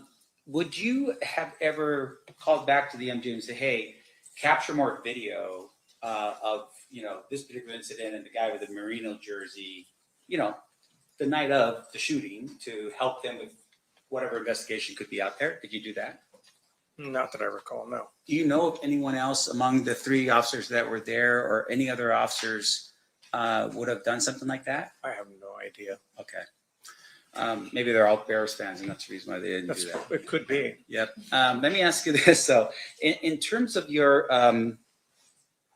this particular night, extra officers show up as overtime. They work overtime. Is that what this is? Yes, sir. All right. And they're doing it for a special event, right? Yes, sir. And in this case, this special event was the Tyson fight. Yes, sir. All right. In terms of the amount of people in Las Vegas, I would imagine there would have been a lot. A lot of people? Yes. Yes, sir. We see video showing obviously a lot of people at the MGM. Yes, sir. And would it just be the MGM where the fight was taking place, or would that be throughout the Strip? No, there'd be officers on other properties. Yeah. And once again, these officers are on there because of the anticipated flow of people coming into Las Vegas for this special event. Yes, sir.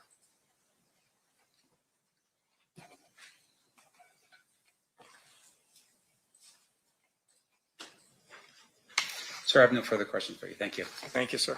Thank you. Anything further, Mr. DiGiacomo? No. Ladies and gentlemen of the jury, any questions for this witness? We have at least one.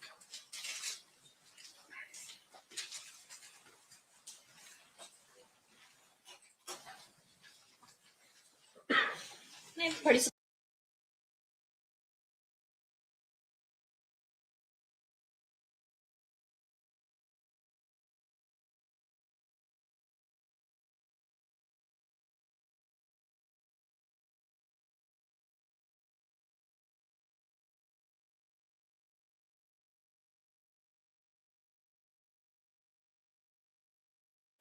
All right, a question from one of our jurors. After an incident like that, is it customary to not follow the people who did the assault?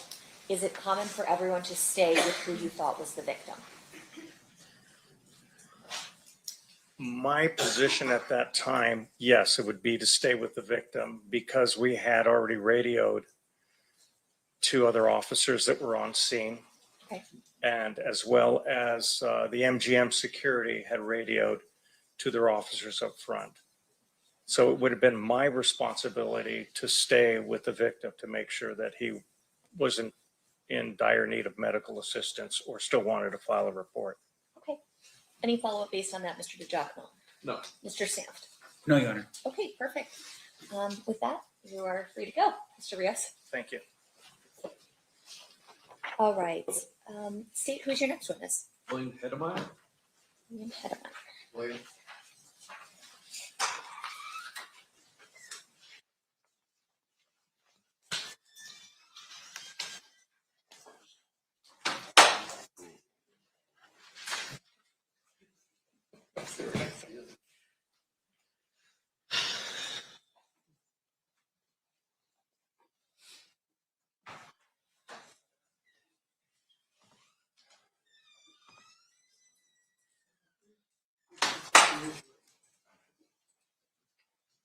Good morning. You solemnly swear or affirm the testimony you're about to give in this action shall be the truth, the whole truth, and nothing but the truth, so help you God? I do. Thank you, may I have a seat. Thank you. And sir, if you please state your full name and then spell it for the record. It's William Heidmeyer, William William, and Heidmeyer, Heidmeyer. Sir, whenever you're ready, state you may proceed. Thank you. Sir, back in 1996, were you working here in Las Vegas? Yes, I was a security officer at the Maxim Hotel and Casino. The Maxim these days is now the Westin on the corner of Koval and Flamingo? Correct. And it's on the northwest corner. Yes, northwest corner. Actually,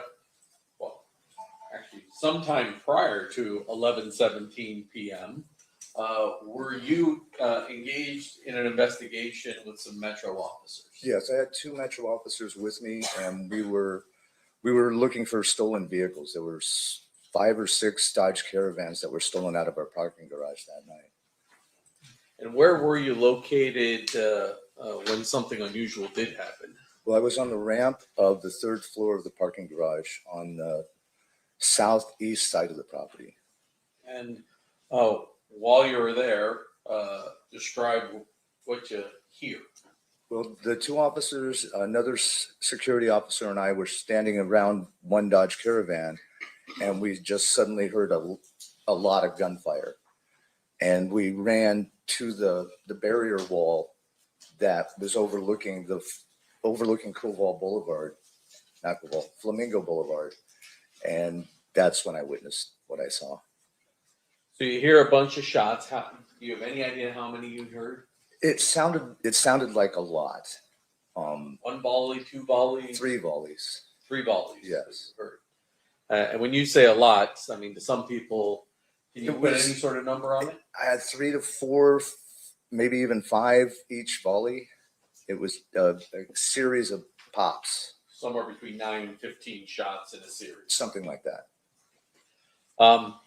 You said after the shots fired, you guys ran to the retaining wall. Yes. I assume you ducked for cover at first. No, because I was armed, so I was leaning over the retaining wall to see what I could see. And when you look over the wall, what do you see?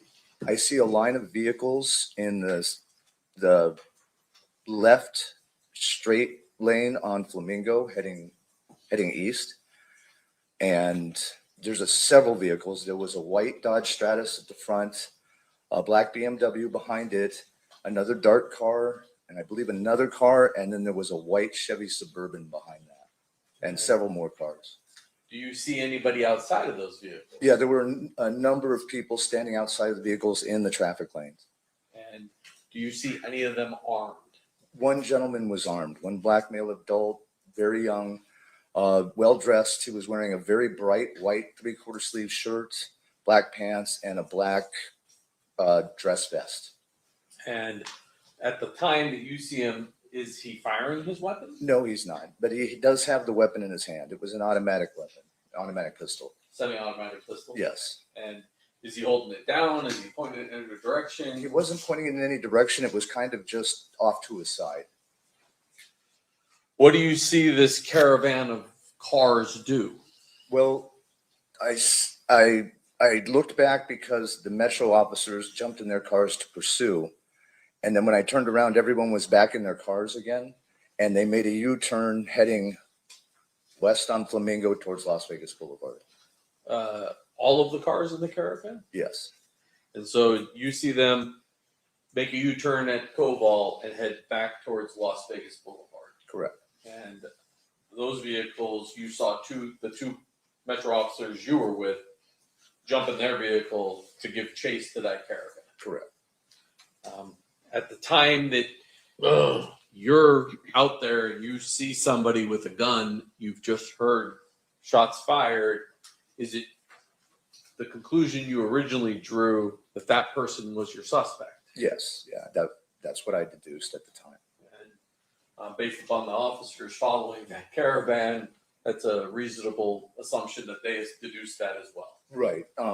They asked me what direction they were going. They rolled down their windows and were asking me what direction everybody went. And so I pointed to make a right and head towards Las Vegas Boulevard. And those officers then went after the caravan. Correct. Objection as to speculation. What's your response? Well, he watched them do it. He didn't. Did he testify that? Did you watch Lay the some more officers? foundation. Did you watch the officers go after that caravan? Yes. Okay. Thank you, sir. I pass the witness. Okay.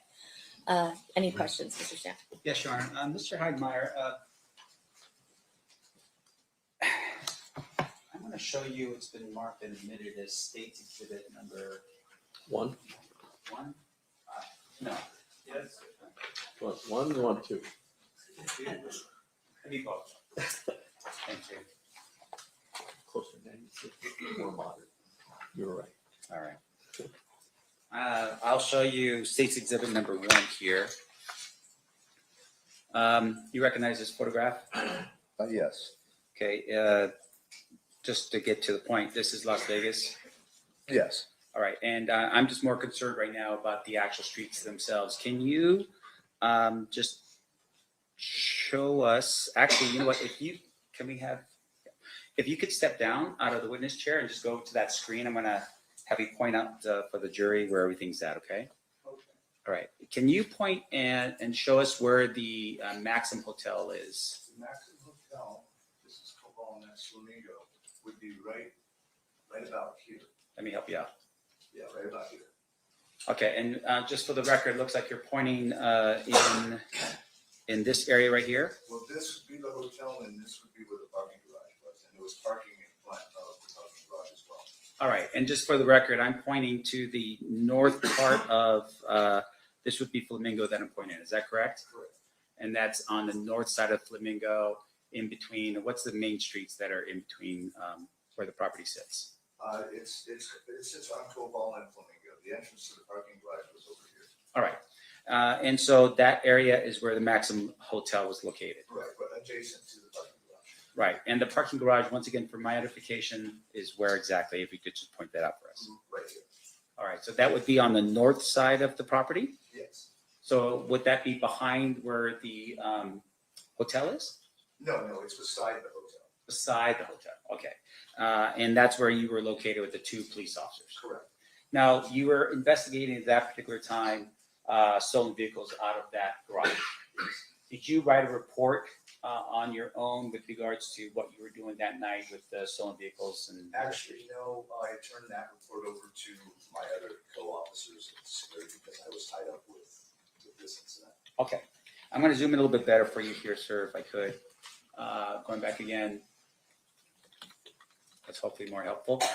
All right. So when you said that you looked over and you saw, can you explain for us again sort of where the vehicles were that you saw? Well, the vehicles were on Flamingo heading east, and they were in, you have a left turn lane, 2 forward lanes, and a right turn lane, and the vehicles were in the farthest left center lane. Farthest left center lane. Correct. Meaning that they were intending on going forward. Correct. They're not making that left. No, but they ended up making a U-turn. Sure. And once again, for our edification, this is 30 years ago, right? So you've got 3 lanes going directly east. And is that a yes? Yes, Okay. I'm sorry. And then you have, is it 2 lanes that are actually turn lanes to turn onto Como? Or is it just Actually, I believe it was 2 lanes, so it would be from the facing east, it would have been the 3rd lane that they were in. There's 2 turn lanes, 2 straight lanes, and then a right turn lane. All right. And then with regards to the vehicles themselves, your testimony was that there was a white van of some sort of maybe vehicle in front of the black BMW. Yeah, it was a white Dodge Stratus. I see.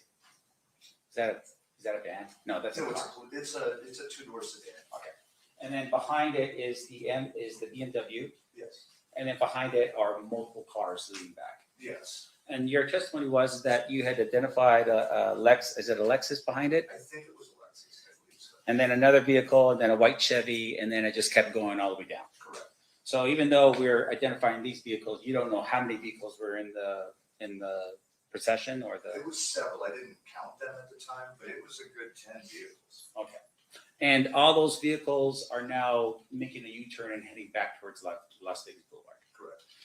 You don't see the actual shots being, someone actually pointing a gun at something and shooting something. No, I did not. You just heard it. Yes. The individual that you had identified as the person with the gun, Yes. did you see that individual shoot his weapon? No. All right, but you saw him dressed up in a relatively nice looking sort of presentation, black Yes. pants. Yes, he was well dressed. Okay, vest and a white shirt.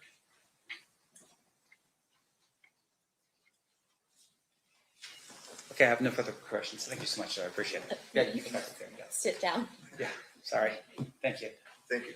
No worries. State, anything further? No, Your Honor. Ladies and gentlemen of the jury, any questions for this witness? Seeing none, thank you so much for being with us, Mr. Heidemeyer. You are free to go. All right, thank you very much. You're welcome. State, you have one more, right? Before lunch? Yes, Judge. Okay, who's that gonna be? Dino Kelly.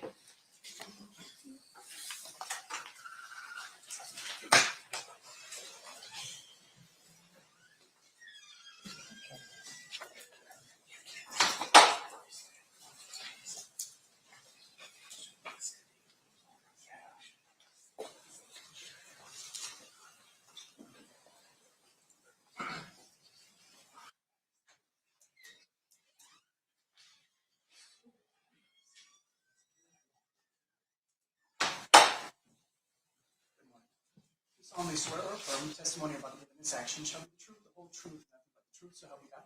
I do. If you please state your full name and then spell it for the record. It's Dean O'Kelly, and it's DEAN O''K''ELLEY. Thank you, Mr. O'Kelly. You may proceed, Mr. DeJonimo. Yeah. Sir, how are you currently employed? I'm a deputy marshal in district court with Judge Erica Mendoza. Prior to become a deputy marshal, well, I guess you've had multiple hats. At some point, were you a Metro police officer? Yes, I was for 20 plus years. And approximately what year did you start? September of 1991. And when did you retire as a Metro officer? July 12th of 2012. And after July 12th of 2012, did you do something else with Metro? I did for about almost 8.5 years. I was a cold case homicide investigator. Now, well, let me ask you this. When did you first go to homicide? In 2003 on July. So on September 7th of 1996, what was your assignment? I was a detective in the gang unit on one of the enforcement teams. What does that mean you did for Metro? What's an enforcement team? So the enforcement teams are dressed in greens, and we usually have 5 or 6 detectives together, and we would patrol known gang areas and come in contact with gatherings that involved gang members. And then after enforcement, I did 2 years in investigation where I investigated gang-related crimes. Before I get to your actions on this particular evening, I want to ask you a little bit about how the process of report writing has changed at Metro over the years. You have handled your own cases since the early 2000s, but you also were a cold case investigator, which I assume that means you also have experience with years and years and years before you ever even became a police officer. Certainly. Was there a particular way that cases were documented up until the early to mid 2000s? I mean, I think there's been some changes over time just because of the digital age. And, when I first went to homicide, we were still using typewriters that had the little spinning ball on there and actually typing in triplicate, those types of things. Keeping our notes, handwritten in our notebook. And then it kind of changed over time. Everything went digital and we started keeping things on a computer. And so when we're talking 96, there was multiple reports written by officers as they did things because there wasn't the same computerized systems we have today. That's correct. Modern day, is there something called a main case report or a main officer's report related to homicides? Yes, there is. Explain that to ladies and gentlemen. So what we normally do, and it kind of depends on the detective themselves. I mean, you probably worked with people that have Post-its all over their desk and it's a total wreck and you have no idea what you're looking at, but they know where everything is and they know how it's organized. We had detectives that were like that.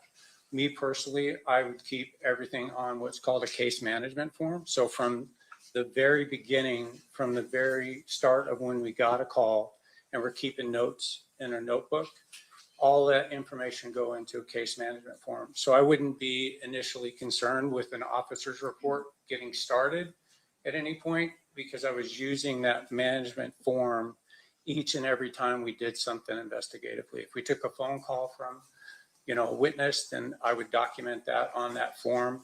And at some point, especially if you had somebody that was in custody, you would transfer all that information over into an organized officer's report, which would then have the title at the top. It would have the date and time and location of when the incident occurred, who's involved, who are the suspects, who are the victims, who are the witnesses, and it would be in a chronological order in an investigation. But initially, everything's kept just basically in the management form. Eventually, you want to get to the point where you put together all that information into an officer's report, and there will come a point in time where the individual detective would make the decision that the officer's report's final, right? You would get it signed off. It'd be signed off by your sergeant. It'd go into the case file. And then from that point, you would just basically be filing addendums as new information came in. You might write that information down on that management form and then do an additional officer's report. That's definitely something that I saw when I went to cold case. Some of the cases that were, 20 years old, every single step that detective did was a completely separate officer's report. So you get 15 officers' report in the case file. It definitely made a lot more sense to finally get to one point where we had just one officer's report covering the case.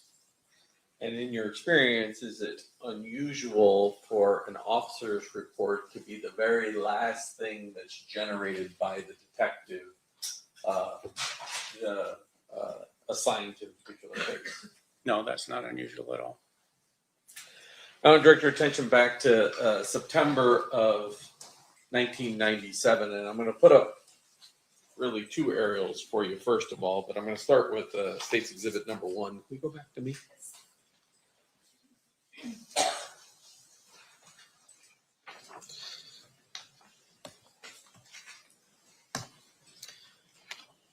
That appears to be an aerial of Las Vegas Valley.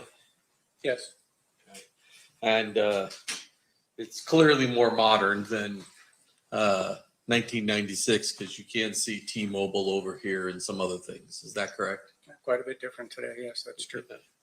And then I'm going to go back and show State's Exhibit number 2. This is a much earlier rendition of the Las Vegas Valley because T-Mobile's not there. Is that accurate? That's correct. Okay. And identified on State's Exhibit number 2 is where I can't move. Oh, I can move the mouse away. Where it says Monte Carlo, that's generally where the Park MGM is today. That's correct. And at the time, back in 1996, there was a club called the 662 Club on Flamingo. Is that correct? Yes, very familiar with it. And is that referenced in State's Exhibit number 2 as well? It is. And is that generally in the location where it's at? Correct. So now I want to jump back to 1. At about 11:17 p.m.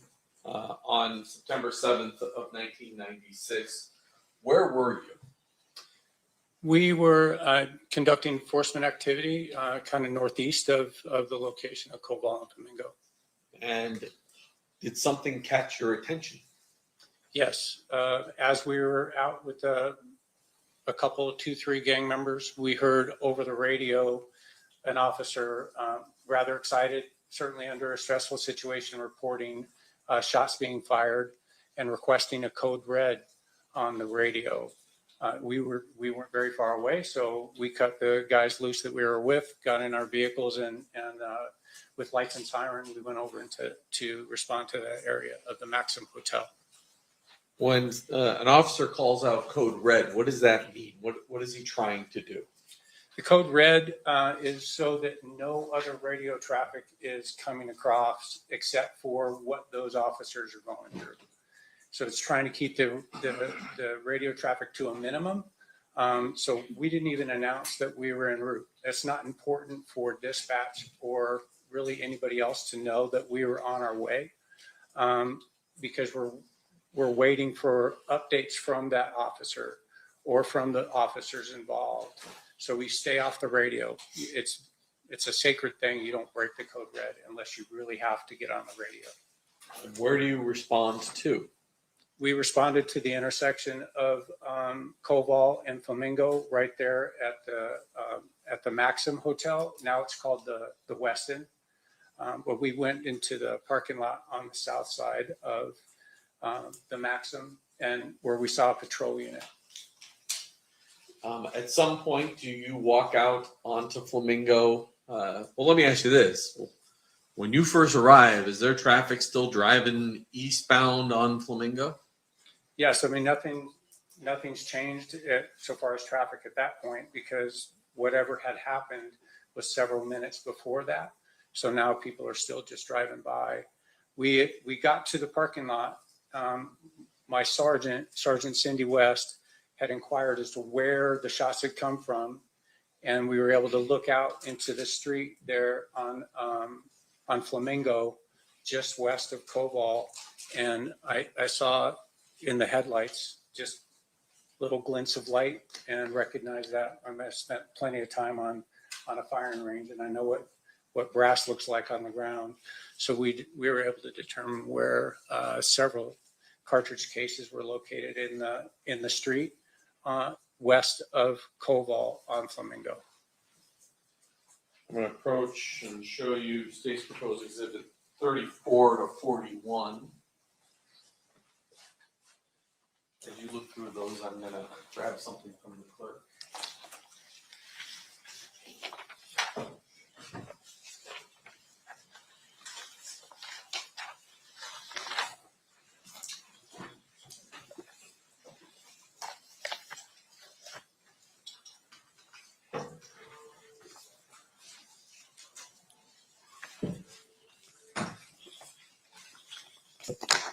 Do you recognize those? I do.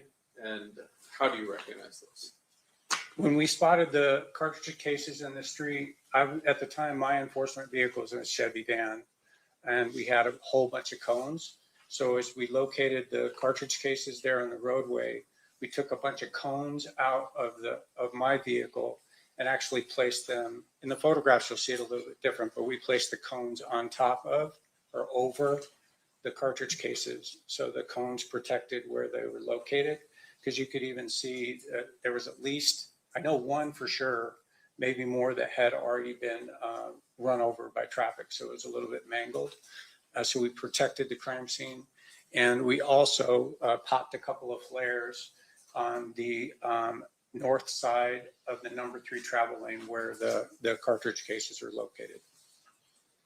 And this State's Exhibits 34 through 41 fairly and accurately represent that situation. Yes, it is. Move to admit. No objection on it. So admit it. So I'm going to put up 34. And can you just describe for us what we're looking at? So you can see the cartridge cases are kind of straddling the 2 lanes. Can I stop you for a second, Mr. O'Kelly? Yes. There's a mouse sitting right there. Don't click it. Just it'll freeze No up the whole problem. system, but you can use it as a pointer. Exactly. So these 2 cones that we set up here were more or less to protect where the cartridge cases were located. These other cones are covering the actual cartridge cases in the roadway. The one that's closest to us in this picture is a bullet fragment. It was the furthest away from Koval. And then the other cones are all spent cartridge cases, Winchester, Smith & Wesson 40 caliber cartridge cases. Do you know a person by the name of Dan Ford? Yes, I do. How do you know Dan? Dan Ford is a senior crime scene analyst that I worked with quite a bit. We started on the department right around the same time, and ran into him several times on cases that I worked with in the gang unit investigations. We also utilized him on the RICO task force that I was on for a couple of years. And then he responded countless homicide investigations during my career. Eventually, does Mr. Ford leave the crime scene that was at Harmon and Las Vegas Boulevard and come, and is he the person that takes these pictures and winds up collecting these items? Yes, he is. Fortunately, Dan was already dispatched to the area of the Maxim for the patrol units that had called out on the radio the shots that were fired.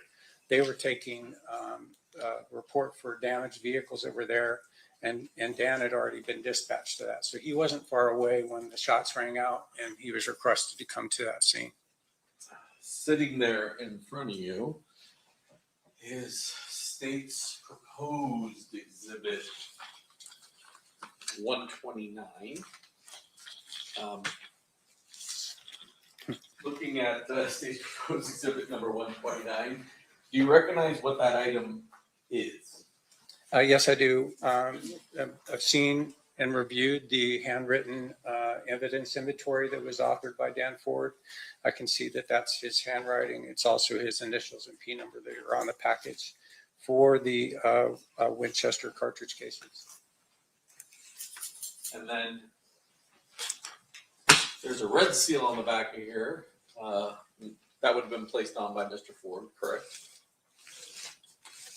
The red seal is not, so it's, oh, it is marked up here at the top for his P number. This doesn't look, I don't know, oh, that he wrote the date on that. So 9/7 of 96. So he initialed in the top corner and then put the date down in the bottom corner, yes. And all these blue seals are the times that the forensic lab has opened this package in order to look at these items and potentially do some testing. That's correct. But I do remember from the evidence inventory that that Dan had indicated that these cartridge cases were checked for fingerprints at the time with negative results. So I'm going to have, well, I guess I'll move to admit 129, Judge. No objection. Okay, so admitted. I'm going to have you cut this not along a seal. There's a place left to Is do there a it. place? I think if we cut right along there, we can pull those items out. Oh, yeah, down here at the bottom I can. I don't think we have to go too far. Let's do that. And we just pull those items out.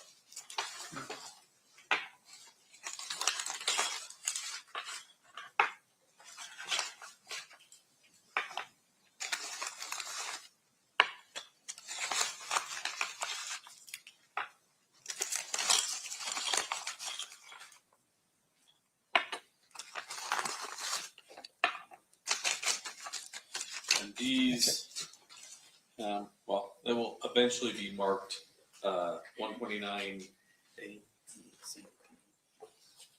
G, well, A through G, but I'm going to show you this one, which has a 14 on the top of it. And you said you remember at least one of them was mangled. Mm-hmm. This one's flattened on the opening opposite of the head stamp. It's flattened, so it's been run over. And there appears to be at least one more of these that has some damage to it. And several of them have damage to it. Is that correct? They're definitely misshapen. A couple of them are. This is actually the closest that I've seen them, because when we came out, we just put the cones right over the top of them, didn't mess with them at all. So I'm able to now look at even the primer impacts, which is significant. Why is that significant? Because a Glock pistol has a rectangular opening for the firing pin. It's vertically oriented on the front of the bolt face for a Glock pistol, and you can tell by looking at the primer impact that that's roughly the shape of the impact on the primer. So that suggests to you that the weapon was a Glock 40. That's correct. Now, Detective, or I guess it's Mr. O'Kelly now. Detective retired. I don't know. Deputy Marshal. Yeah, Deputy Marshal. There you go.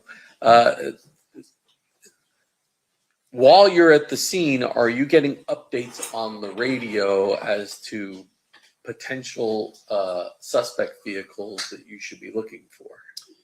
Periodically, again, that code red is in effect for quite a while, so there's not a lot of radio traffic that was going on. The call came in initiating the code red at 11:17. We were short distance away and we went code, but we ran code. So we did lights and siren. It didn't take us very long to get there. I know that Sergeant West waited until there was a complete lull in the radio traffic and announced that we were en route and arrived at the same time. And I believe that was at 11:26. We had been there before that. So we were there before 11:20. We were already there at the scene. So at about a little bit past 11:30, we got an update on the rough description of a light-colored Cadillac. I know at some point on the CAD report it said late 90s. It had to be late 80s, right? This is 96. And there was also some indication that it was in good condition, which would say that it was an older vehicle than late 90s, right? So we were looking for a light-colored, possibly white Cadillac with two black male occupants. And there was a report that it was northbound on Audrey, which now Audrey Lane is the Link, right? It's the Link lane. So it's on the west side of the Maxim going north. There was some report that possibly that's where the suspect vehicle had gone. So initial report says light color Cadillac, last seen northbound on Audrey. Right, with two black males at that point. Do you wind up getting updates throughout the evening as to the vehicle you're looking for?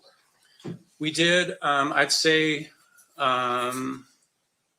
it was about an hour or so, about 12:45 maybe, right around that time, that we got an update that we were looking for that same white Cadillac in good condition, but potentially occupied now by four black males, and was southbound on Koval.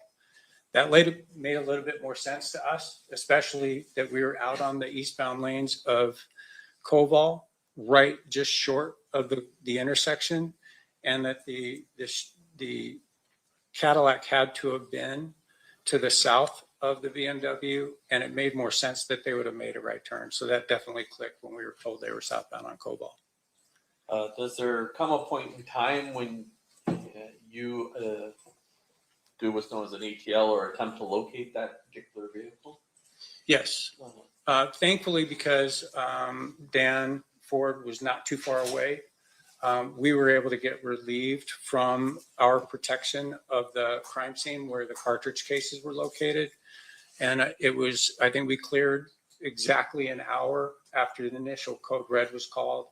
And that was the first thing that we did was we went south on Koval. We checked areas that we frequented in the gang unit, looking for potentially really any light colored Cadillac. I mean, the kind of the yellowish lights that we have in town, the street lights that they use for low, so it's not too much light in town.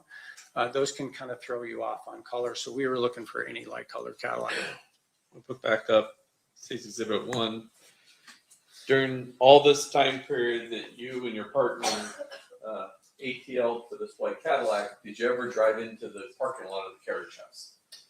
No, I can say that in my 35 years, I've never been in the carriage house. Thank you.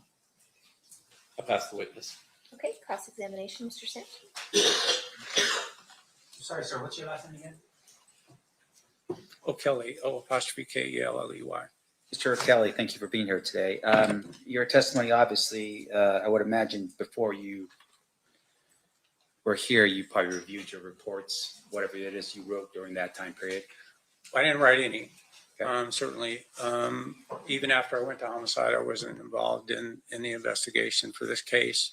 I did review the CAD report, the computer-aided dispatch report, noting those times. I don't have that great a memory, so I'm going to have to tell you that. And that handwritten evidence inventory by Dan Ford. I have both copies right here in my notebook. I see. So at the time you retired as a homicide detective? I did.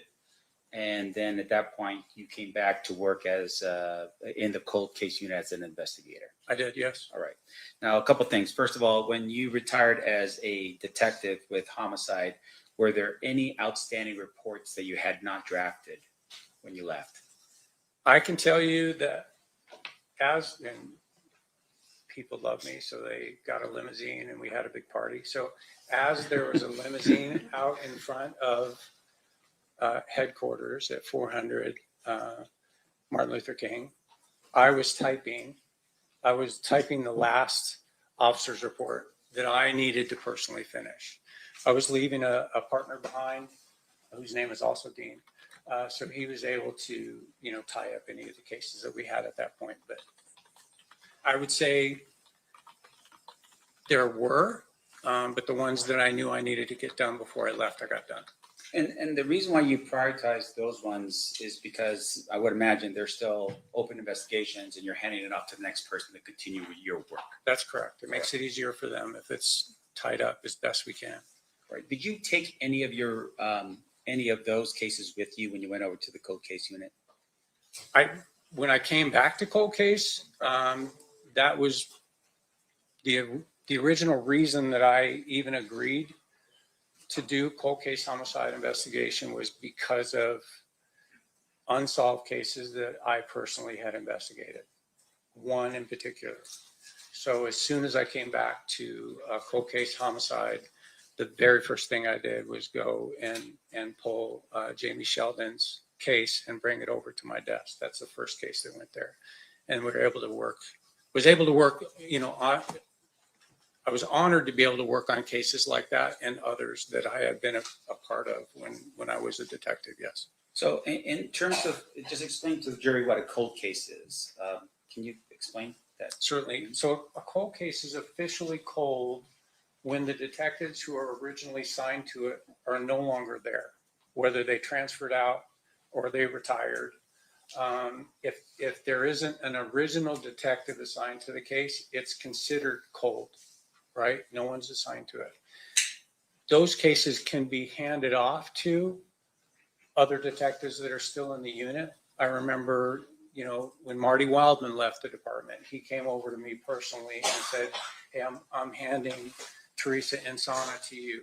Can you take this case on and continue to follow it up? It's considered cold because he's gone, right? As soon as he left, it's officially a cold case. But if there's a detective who was originally assigned to the case, it's their case until they're done, right? You're not going to go stepping on toes and just pulling cases and start working on other people's stuff unless they asked you to do it. And with regard to the cold case unit, I'm assuming there's probably two detectives who are the official detectives for the unit. Then you have investigators, retired homicide detectives that help with the investigation. That's correct. Initially, when Sergeant Hefner, sergeant in homicide, but then came back with me at the same time. So the two of us came back and we were on our own. Like we had a sergeant that was assigned to us, but basically they were a signature block. We could pull any case that we wanted and work on those. The department saw, thankfully, a lot to do with the work that we were getting accomplished, where we solved 20, 25-year-old cases. And, the department's able to go to the media and say, look, we're not giving up after all these years. We're going to continue to follow these cases and solve them. Because of that success level, then the department dedicated 2 full-time detectives that were still in homicide to the cold case unit.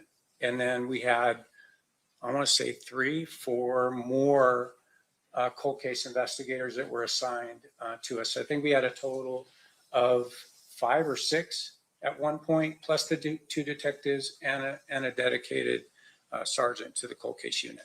So in terms of your work in the cold case as an investigator, you're not a detective, right? No.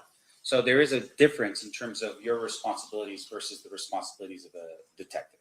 Correct. Because the detective would be the law enforcement officer. Certainly. And you are a person helping the law enforcement officer. Essentially, we can still steer the investigation where we want it to go. We're doing interviews, we're doing those things, but say authoring a search warrant. So we run into a situation where we need a search warrant done. It's going to be It may get written by one of us, but it's going to be sworn to as an affidavit by a detective on the department who's a sworn police officer. Have you ever drafted a report, I don't know, 8 years after you started an investigation? Well, because of cold case, yes, certainly. But Yeah. just as a police officer or a detective, have you ever waited, say, years to draft an actual report on something? I don't know what would be my record-breaking delay in authoring a report, but I'd say, you know, if you're dealing with a case where there's nobody in custody, like you haven't arrested anybody, I mean, I'm probably pushing 2 years before I finally said, you know, and even reluctantly said, all right, I'm gonna close this officer's report. It's signed off because we've run out of investigative leads. We're to that point. There's really nothing else coming in. And now that's officially done. Then there could be maybe somebody calling up, or we could have somebody that gets in a jam, right? Where they're now looking at serious time. This has happened to us in cold case, where now that person says, hey, I have information on a murder.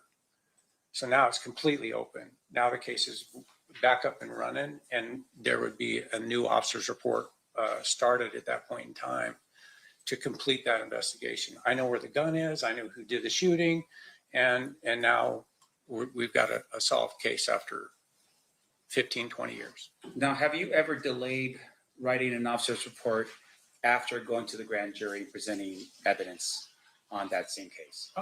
Yeah, I would say that I've gone to grand jury before officers' reports are done. I would say that I've gone to grand jury before I've started an officer's report. Again, because for me personally, and for a lot of the guys that I work with, I'm not completely OCD, but I mean, certainly there's things that I need to get done, or I'm not gonna be able to sleep, that kind of thing. You may feel that way, but I always get the case management form started and maintained up to date. It's going to be up to date. If you make a phone call to me, I'm going to document a date, time, phone call, right? That may not go into the ultimate officer's report because it's superfluous information, didn't mean anything, but I'm going to keep that record in the CMF. I might not even start the officer's report for months, and grand jury may have already happened. Now, I feel now some pressure to get that done, right? Because if I'm going to grand jury, more than likely we have somebody in custody, and I want the district attorney's office to have the benefit of a completed officer's report, although it's not necessary. Right. And so if you had submitted it to the grand jury or done your grand jury, you're telling us at some point you could delay finalizing your officer's report. Yes. Okay. Now, would you delay that officer's report until after you retire? Well, because I still have a partner that hasn't retired, I can have confidence in doing that. You know, we definitely did have that happen. I recall specifically a double murder that was not, the officer's report wasn't done when I left, because I knew Dean was going to be, Detective Rates was going to be continuing on with it. Right. So you knew that the other detective would still be the detective handling the case through because you are now retired. No question. But what if you didn't have that detective there, that you're a partner? Would you have delayed after you retired to draft your officer's report? I would not. How about? I wouldn't be able to do it, right? I mean, I just know that I wouldn't be able to do it. That's why when, you know, the limo's out in front of headquarters, I'm typing an officer's report. I literally I got the officer's report done and then went downstairs. I was done. I was retired. Now, can you explain to us, I'm sorry for interrupting, but can you explain for us a little bit about why reports are so important to you in your line of work as a homicide detective? Reports document everything, right? I mean, you need to document your observations. You need to document evidence. And for us in homicide, and even in the gang unit before that, we did that with officers' reports. Officers' reports don't become evidence, right? Officers' reports are so anybody picking up that case file can walk through the investigation from beginning to the last part of an officer's report is conclusion, right? So it may be a conclusion as to what you believe happened and you don't have somebody in custody. it can be a completed officer's report where the case isn't solved. It's still open, right? But you can, it's, at that point, when you're doing the conclusion, it's more or less your opinion. This is what we believe based on everything else that precedes it in the officer's report. Okay. And that would, of course, help you later if you ever recall to testify in front of a jury to recall what happened. Oh, absolutely. That's the go-to document for somebody who's preparing for trial is that officer's report. I mean, it can be lengthy. I've written officer's reports that are 70 pages long. And with regard to those reports and being 70 pages long, fair to say that details are super important when you're doing this kind of investigation. They are. And that would be helpful for you to remember details in the future, right? To write a good report. Right. The more extensive and the more detailed your report, the better off you're going to be, the more prepared you're going to be. But in addition to that, you could be documenting things that you observed or that you knew at the time you were doing the investigation that you don't realize were important, right? So I could document something in a crime scene that seems like it's innocuous, you know, something that's just doesn't seem like it's that important. And then later on, when maybe a suspect's in custody or, you know, the investigation's further, then you find out, oh, that one item that you made a note of now becomes important because the suspect touched it or that was the murder weapon that was cleaned up and stuck over there and nobody realized it.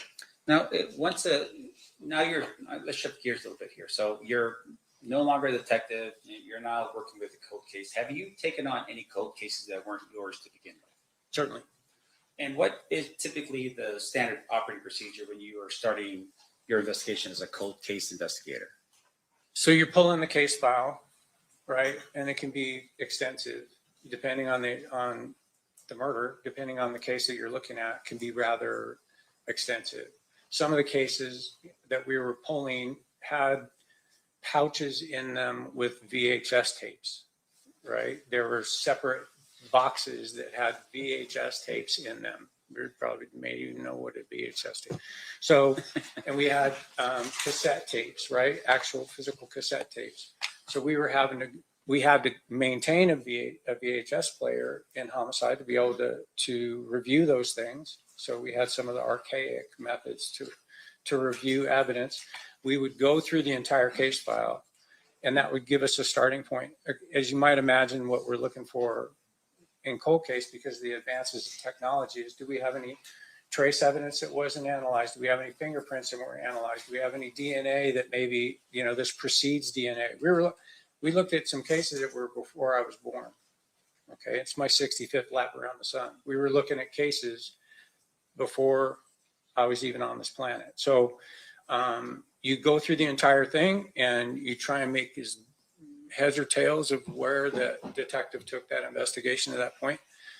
Sometimes that could be difficult, especially if you're dealing with one of those Post-it people, right? You're dealing with one of the ones that are writing notes on cocktail napkins and stuff and keeping them in the case file. We'd pull little notes that were like, I have no clue how this relates to the investigation at all. Don't know if they talked to this person, didn't talk to this person. Was this a witness? Was this a secondary victim? You know, we didn't know. So we'd have to try and track those down. And some of the cases were so old that, you know, people that we were dealing with, they're deceased. Did you have any success with what you did on the cold case unit? Oh, certainly, yeah. We had closed quite a few. So when you say closed, meaning that you were able to find out basically the information you needed, you know, the suspect or whatever the case was? Yes, absolutely. All the way through to an arrest and prosecution and conviction, yes. And with regards to the success you had on the cold case, did any of those cases not involve some type of technological thing like either a trace, DNA, or fingerprint? I think I'd say there was none come to my mind that we didn't have something that was redone and reviewed and then came to a conclusion or pointed to a specific person that we were then able to go and interview. We had one where we flew to Toledo and we got a confession on a murder that happened here in Las Vegas, because that person was already doing life without there for another murder that he had committed. I don't recall that we had any physical evidence in there that we needed. He confessed to it basically. What do I have to lose? I'm already doing life without. So he basically was in custody ready for a murder in another state and basically Columbus, confessed and said, hey, I'm confessing this murder in Nevada. Correct. So it wasn't like you found, We did. I mean, there's, you look at some of these case files and they're definitely pointing towards a specific person, right? Every indication is that this is who you're dealing with. Right. And that it just didn't, you couldn't get it across the finish line, right? And like Jamie Sheldon, I brought up earlier, I know who did that murder, but it's whether or not there's enough to get across the finish line with that piece of evidence that's going to be where the district attorneys are willing to take that case to trial. And you're waiting for that one more thing, right? So it just stays there waiting for that one more piece of evidence to come in. And that happened with some of the cold cases where it's like, hey, we knew who this person was. I remember one specifically where we had a guy where we knew in the gang unit who we were looking for. And then I got to homicide and then looked up case files and saw that that person had never been charged. I'm like, how did he never get charged? We knew who it was. And we were able to then put enough together to arrest him and get a conviction. And the arrest was because of either DNA or fingerprints or something along those lines? And that one, no, we had video surveillance that existed at the time on a VHS tape from a 7-Eleven, back when they were recording over them every 7 days. And so it was grainy and you're like trying to get a clear enough picture. But we were able to, and we had physical evidence at the time that existed at the time connecting him to other cases. And we were able to get a conviction on that particular case with nothing new. Okay, so I just want to make sure I'm clear. So that was video surveillance with some other physical evidence that helped you solve that particular Cartridge cases, yes. Okay. All right, and then in terms of your work, the night of what happened here, now if I could just ask to switch over.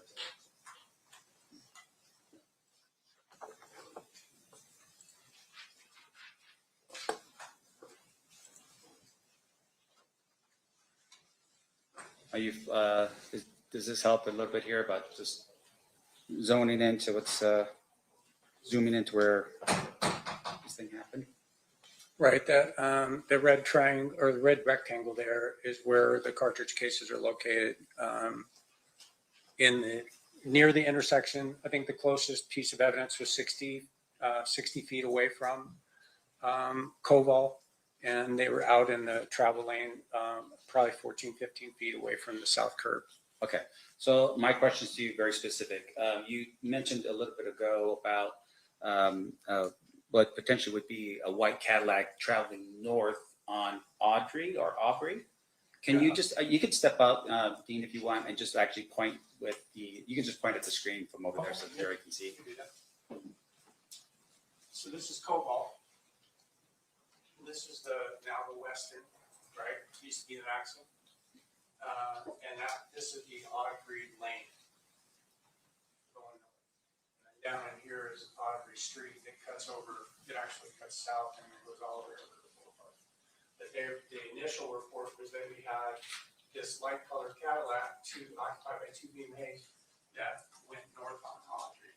So they would have to, with the entourage that everybody had U-turned and gone this direction, they would have to follow and then turn right to go up on Audrey. There's really no way for you to get from eastbound Flamingo at Koval to northbound Audrey without making a U-turn. Okay, and just, you could stay there for a second. The other part here is that I'm just pointing again with my pen, and that would be the area where you found and located the bullets, the cartridge cases? Cartridge cases, yeah, they're in the eastbound lane, I think the number 3 travel lane, primarily kind of straddling the lane there a little bit, right here before you get to Koval.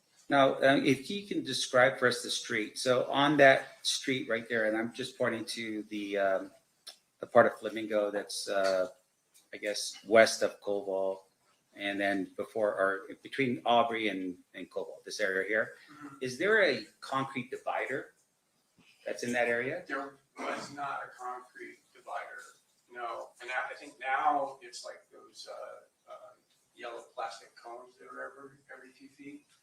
Now separating it when you come up, because on eastbound Flamingo, there's two left turn lanes to go north on Cobalt, 3 travel lanes, and then a right turn lane to go south on Cobalt. So for instance, if cars are going to make a U-turn and turn around and follow, like say, for instance, the black BMW, right? The other cars could just basically just make a left-hand turn and go right back. They don't have to go in procession around and keep going. Fair? Yeah, well, now they would be hitting all those yellow cones. So I don't know. I don't think back then, I think you could probably just right there, I mean, it's a violation of the law. It is. Yes, you could certainly make a U-turn. Because my understanding is those cones that you're talking about would be actually on Cobalt to prevent people, I guess it's like to stop traffic from merging or having too much lanes or traffic in that area. Do you recall that? I know all the yellow cones because I took a fellow marshal to the airport yesterday, and the lady in the box actually took me north on Cobalt to pass that intersection. So I was able to see all the yellow plastic. They're permanent cones that are there, dividing the north or east and westbound traffic. Right, but at the time, your recollection back in 1996, you don't know if there were cones up at that I point. don't know, there wasn't. Yeah, I know there wasn't, and there wasn't a New Jersey wall, so I think you could just make the turn. There might have been a curb. There might have been a cement curb, but I don't see that in the photo, and I don't have an independent recollection of it. Gotcha. So those cars are, if we're trying to envision the BMW getting shot at, and at some point it's making a U-turn, there's some discussion about rims on the vehicle being messed up because of. It's possible. And then as it's going down, the other cars would have just either just turned around and made a immediate left. Possibly. I know, because we never went to Harmon and the Boulevard, never saw the entourage. The other vehicles that had gone down. Your Honor, I have no further questions. Thank you. Anything further, Mr. Jacqueline? Briefly. I don't know if you retired on a Friday, but if you knew when you retired on Friday that on Monday you were going to be right back there as a cold case investigator, you wouldn't feel, or would you have felt, the need to finish that Friday before you got in the limousine? I think I would have been okay to let it go. Yeah, that'd have been all right, and skip that part. Yeah. Let me ask you this. Has there been at least one case with you and I, in fact, where there was never an officer's report that was able to be completed? No, Debbie Flores Narvaez. And, is there any requirement that there be an officer's report created? No, again, officer's report's not evidence, right? It's just kind of a guideline to go through the case file itself. There was, in the case that we're talking about, a case management form that went all the way through the investigation. So it really wasn't necessary to get to put it on a trial and get a successful conviction. You mentioned as well that old case files. You've looked at, you said case files from before you were even born. Yes. You don't know if all of the reports that were ever generated were in that file or not in that file when you get the case, correct? I could say that there were some case files that we pulled that they weren't even in 3-ring binders anymore. They were in accordion files, and there were definitely things missing, right, over time. The frustrating part of cold cases, going to pull evidence and seeing that it had long been destroyed, wasn't even available anymore, which shouldn't happen, but it sometimes does. And so, you're trying to piece together the case even without some pieces of evidence that you think is crucial. So despite not having maybe everything that the original detectives have, you don't just give up. You still try and solve the crime. Exactly. Well, you go redo it, right? I mean, if there's indication, like, again, if you got a cocktail napkin with a name and a date of birth on there, but you don't know how that was involved, then if that person's still around, you go interview them. And, we ended up doing it in cold case. We ended up doing a bunch of traveling to where we would go do those interviews and sit down with people. And, they have, being a witness to, or being involved, or even connecting remotely to a violent incident like that, or a murder, That's called a significant emotional event, right? You're going to remember very specific details. I'm sure in your own life you've had that where something really significant hits you. You can remember what you were wearing. You can remember the smell. You can remember where people are standing. So we're able to just go back and redo that interview and then put that into the case file, even though it was missing. And you sort of said this, but in a lot of those case files, law enforcement knows what they believe to be the story. They just don't have the witnesses to present in a courtroom to establish the crime beyond a reasonable doubt. No question. I would say, especially during my 2 years in investigation in the gang unit, also the 2 years on the RICO task force that we were involved in, we were dealing with gang-related crimes, and there were many cases where we had something happen with, we knew 50 people around, right? There were 50 people there, and you start talking to witnesses, and everybody has the same statement. I heard shots, I ran, and the police stopped me for no reason, right? So you don't get that level of cooperation because people are afraid, right? People maybe think because they think gangs might be involved, they don't want to say anything, they keep it to themselves, and they live with the fact that they didn't help, right? But then with cold case, we were able to come back to some of these older cases where now that that young gang member that might have had 7% body fat back then and was in his prime and was scary is now an older toothless bulldog that's resting in the shade. So people are not afraid to now come forward and say, yeah, I was there, I saw it, I know exactly who did it, and I can prove it. So we were able to solve some cases like that, which was good. And you even mentioned the situation where you read through the file, you're like, I know who did it. You flew to Toledo and he confessed. Correct. And that can happen in cold cases as well. Yes, it does, thankfully. Nothing further. Mr. DeGiacomo, are you moving to admit exhibits 129A through G? I was going to have her mark them first before I offer. Okay. Was there an objection to the admission of them? No, Your Honor. Okay, they will be admitted and you may mark them. Jessica. And Mr. Sam, further questions? Okay. Sorry, I thought I was done with you before. No worries. So with regards to the this incident, I want to make sure I'm clear here. You thought you had a suspect. What did you do? Send him a letter and say you need to confess to this crime? I mean, how did that work out with the thing that happened in Toledo? Oh, in Toledo? Yeah. We had put together enough of the case to know, with every bit of confidence that it was him, even to the point where we were able to author an arrest warrant for him. And then we were in contact with the correctional facility that he was in custody and let them know that we wanted to come out.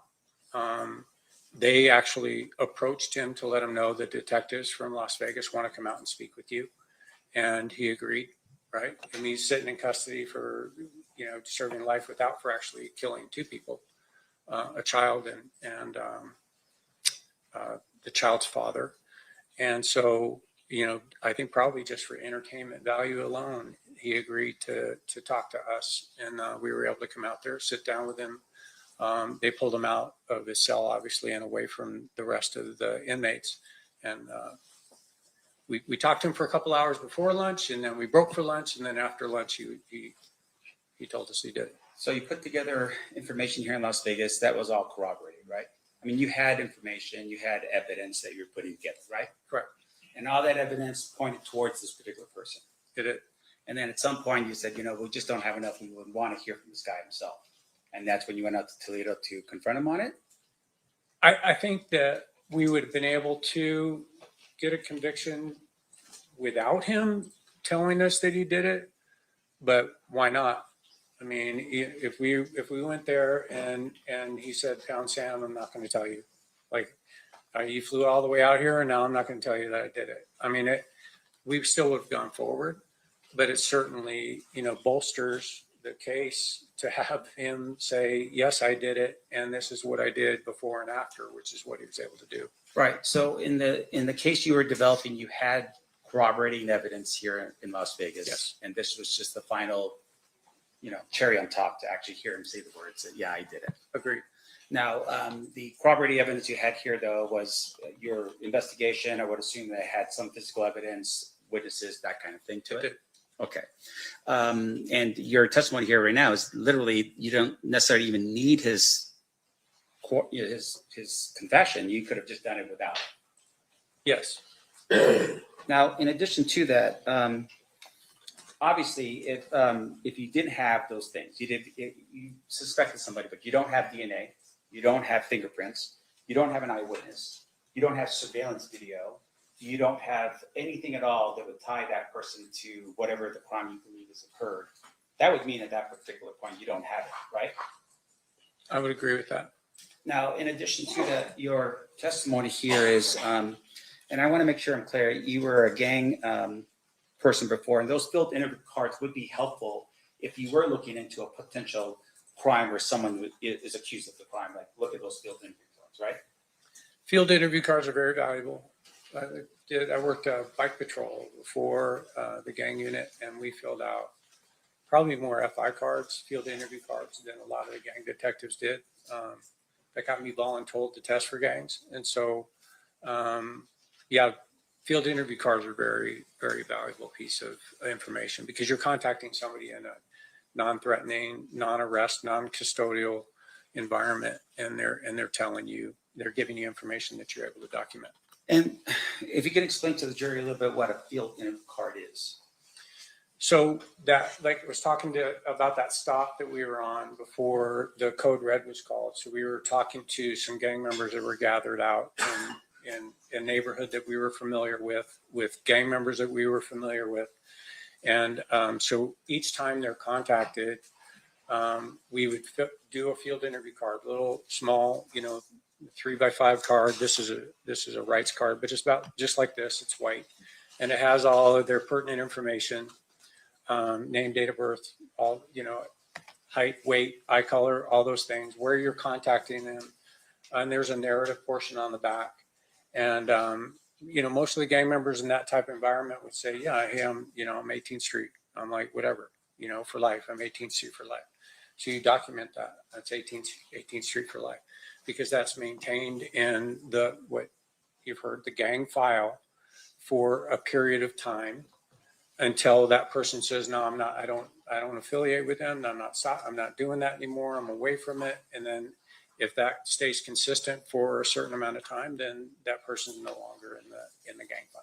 And is it every time that person comes in contact with law enforcement that a new card is generated because it's a physical thing? A new card is I always did. It documented my stop. It documented my activity. It documented our work. It documented, plus it starts the time clock every time, right? So every time that person admits, every time that person's in the company of other known gang members, and then it starts that time clock so that they stay in the gang file until that time expires. So you want the clock to continue to start over. Okay, and just one last question, and I hate hammering the heck out of this report stuff, but in terms of the example that was given you by the state, they said, well, if you retire and then you go into cold case, you can continue on with the investigation if it's a cold case, right? I would, yeah, okay. Definitely. How about the district attorney's office? You're an investigator at the district attorney's office. Does the district attorney's office have a cold case team? We didn't have anybody assigned to us at the time, because I left in January of 23. At the time, we didn't have anybody that was catching our cold cases specifically. So I couldn't tell you one way or the other. Right. So you are testifying that Metro has a cold case unit, to which if you're a detective with homicide and you want to take a case with you, you could have done that, right? Certainly. But with regards to taking your case as a homicide detective and now working for the district attorney's office, that's not how that typically works, right? I wouldn't know how they function with it, because I know, we put a case file together and we submit that case. It gets approved by the DA's office, and that the district attorney may recognize certain things that need to be cleaned up or need to be followed up on that maybe wouldn't come back to the detective in homicide. Because keep in mind, if we're working a big case, we're still catching new cases. There's not, you don't catch a big case and then all of a sudden, time out. And I get to do this, work this case. You're still catching new cases. We worked one weekend in 2003 where we had 6 murders in one weekend. So you're up going into the weekend and up on rotation coming out of the weekend because all the teams caught a case. And so, just for the jury so they understand, Metro is the police department, they do investigations. Correct. Once you're done with the investigation, you develop a suspect, you then submit that request to the DA's office and the district attorney's office for prosecution. Correct. The district attorney's office, on the other hand, do not have investigators that initiate cases to be charged, right? I don't know how the DA's investigators run I know I had contact with them multiple times over the years because now we've involved the DA's office in what we've produced because we seek the truth. DA's office seeks justice, right? So but I know there may be some incidental things that come up that an investigator will handle rather than taking it back to the homicide detective for follow-up. In your experience throughout law enforcement, even up to currently, have you ever seen an investigator or the Clark County District Attorney's Office be the primary officer on a case? No. No further questions. Thank you, Your Honor. Anything further, Mr. DiGiacomo? No. Any questions from the jury? We do have at least once. Can I have the parties approach? Except we only have one.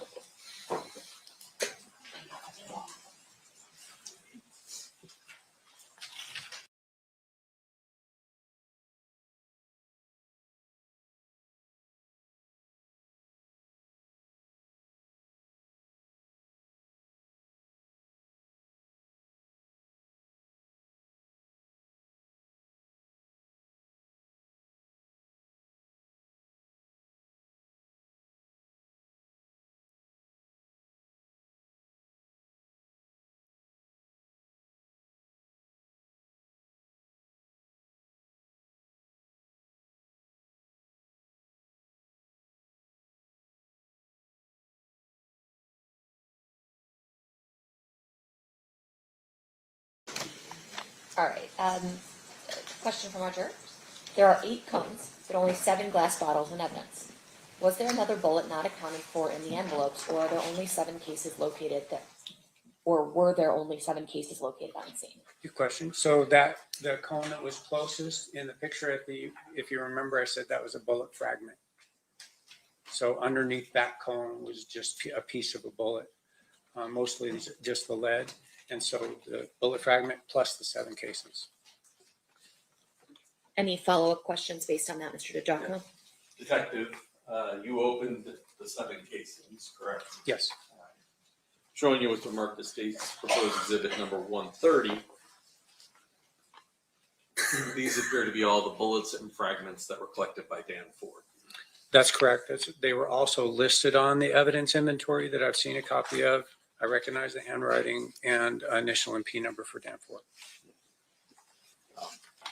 As once again, there's also a blue stripe on here. I'm not going to open this one.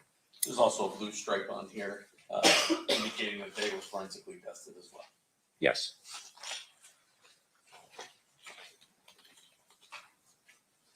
So don't move to admit 130. Any objection? No objection, Your Honor. Okay. Any other questions that you have? No. Mr. Stamp, questions on this question? Essentially? No, Your Honor. Okay, perfect. All right, you are free to go. Thank you.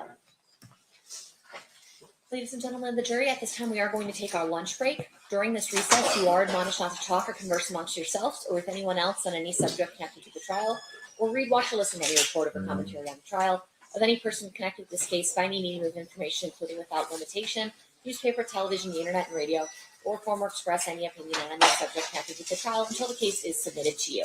We'll be in recess until 1:45. Please rise for the jury. So 1:45, guys.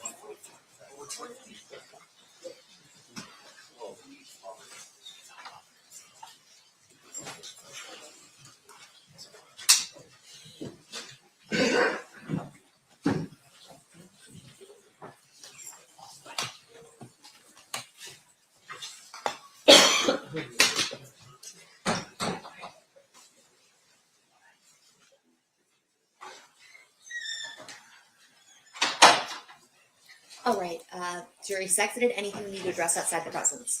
Hang on, not from the state. Judge. We'll be in recess. Thanks, guys.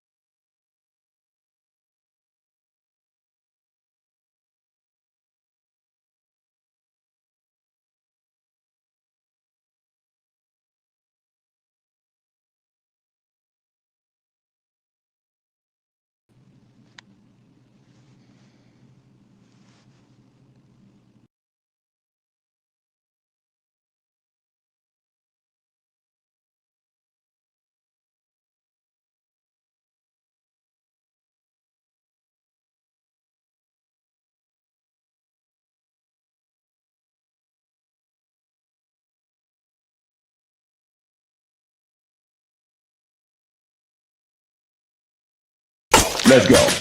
Truth Talks is the fastest growing show about pop culture, and now we're exclusively on our own channel. Go ahead, say it, man. Attention! We're back. We gotta stop letting this slide. Bigger and stronger than ever. I mean, I just have questions. Season 2 is reloading May 26th at 8 p.m. Eastern Time. What's up? With new hosts. Let me tell you what damn time it is. And big celebrity surprises. Kiss my behind. It's Oprah Winfrey. Subscribe today at Truth Talks Live. Give black people what they need, and we'll show them free. And don't miss out on all the upcoming viral moments. Simulcasting weeknights at 8 p.m. on Roland Martin Unfiltered and Black Star Network and Truth Talks Live. I'll see you there.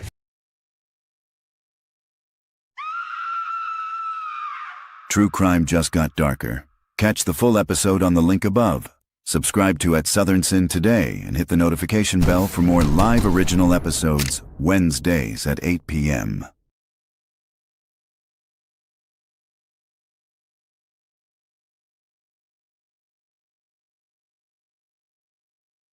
Is this Mr. Lloyd, Markeith Lloyd? All right, thank you. Let's go ahead and begin these first appearances. To me, bro. Sir, you're here for the charge of murder of a... There ain't no Markeith Lloyd. Who are you? All right, you're here for murder of a law enforcement officer, attempted murder of a law enforcement officer, carjacking with a firearm, aggravated assault. May I have your name, please? Is this... Markeith Lloyd was captured, wanted for the murder of his pregnant girlfriend. For real, you not about to kill me and the baby. This man, he has to be stopped. See, they just stopped. But no, you need a greater force than that. I'm not going to live past 25. Most wanted man in Florida is waking up in a hospital this morning. Police captured Markeith Lloyd Tuesday night in Orlando. Catch the full episode on the link above. Subscribe to At Southern Sin today for more exclusive crime episodes.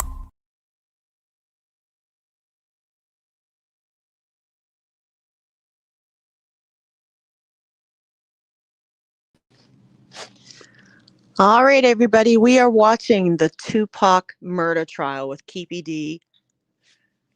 We'll be right back. Court is on a short break. Please be sure to like and subscribe at Truth Talks Live and at Southern Sin.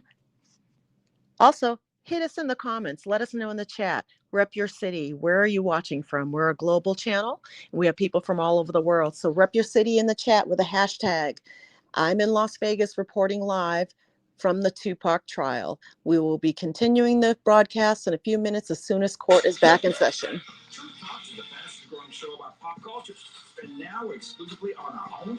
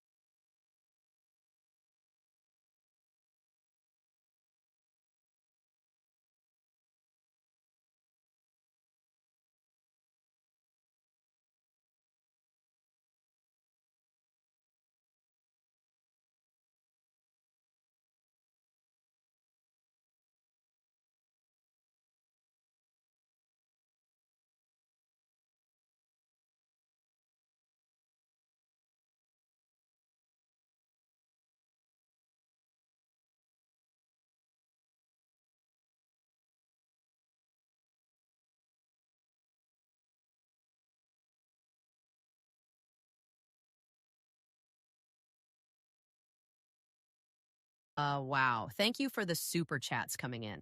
Please support independent media like Morning Mic Drop on Truth Talks Live, where your voice matters.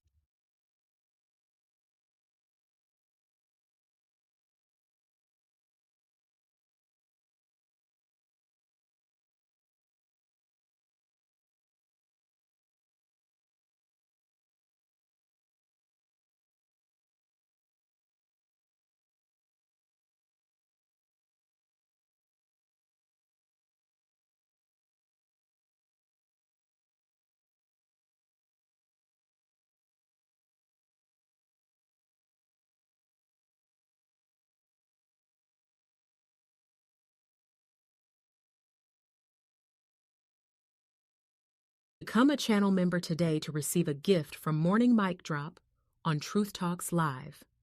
Tap in for real news where your voice matters.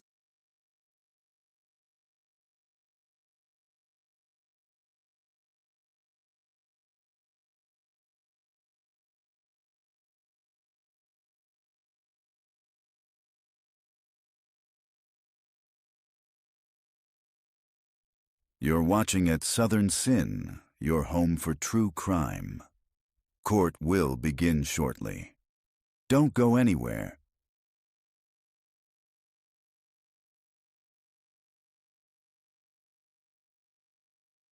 Court is on a short break. Don't go anywhere. The action will be right back on at Southern Sin.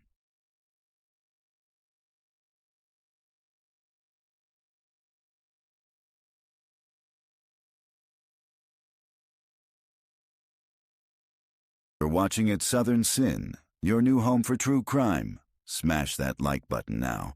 We'll be right back.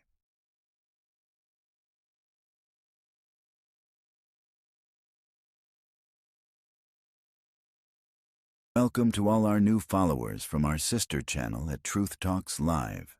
You're watching at Southern Sin, your home for true crime. Hop over and hit that subscribe button.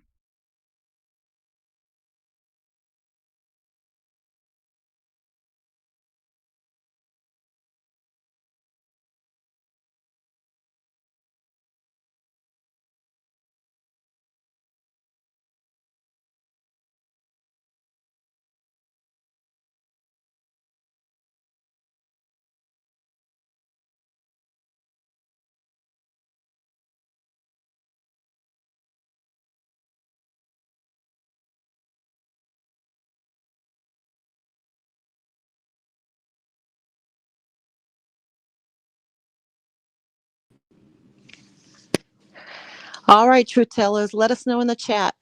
Do you think Suge Knight had anything to do with Tupac Shakur's murder? We're clearly watching Keefe D in his murder trial. This is day 2 of the Tupac Shakur murder trial on Truth Talks Live. I'm reporting live from Las Vegas. I'm standing outside the courtroom, and we are on a quick little short break, but we'll be right back. Let us know, what do you think of the testimony so far? It's been quite explosive. We've had police officers testify. We've had eyewitnesses testify. What do you think is going to make of this case? I mean, it's been 30 years, and it's so astonishing to us how some of the eyewitnesses from 30 years ago are being asked to recall something they saw 30 years ago. What is your perspective? And let us know in the chat, where were you when Tupac Shakur was murdered? Hit us with a Tupac hashtag and a Truth Tellers hashtag in the chat. We'll be right back.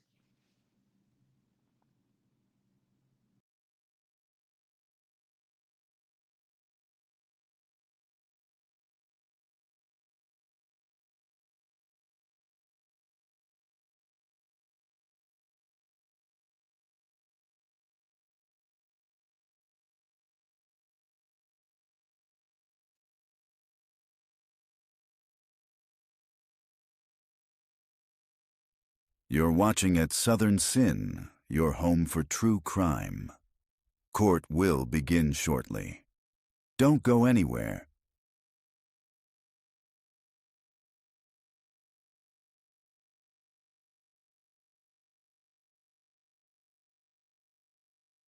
Thank you for subscribing to At Southern Sin. Keep our algorithm high by hitting the like button now and use hashtag Sinners in the chat to win a free membership.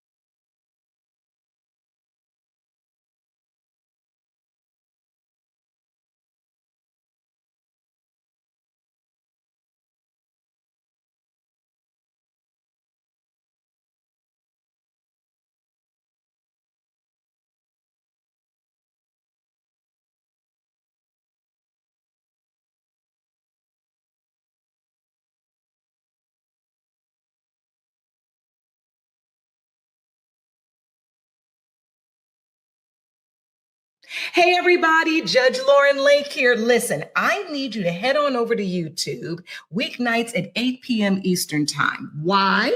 Because your favorite judge, I'm one of the new co-hosts of Truth Talks Season 2. And guess what? We're live every night at 8 p.m. Eastern Time on YouTube, only at Truth Talks Live. I'll see you there.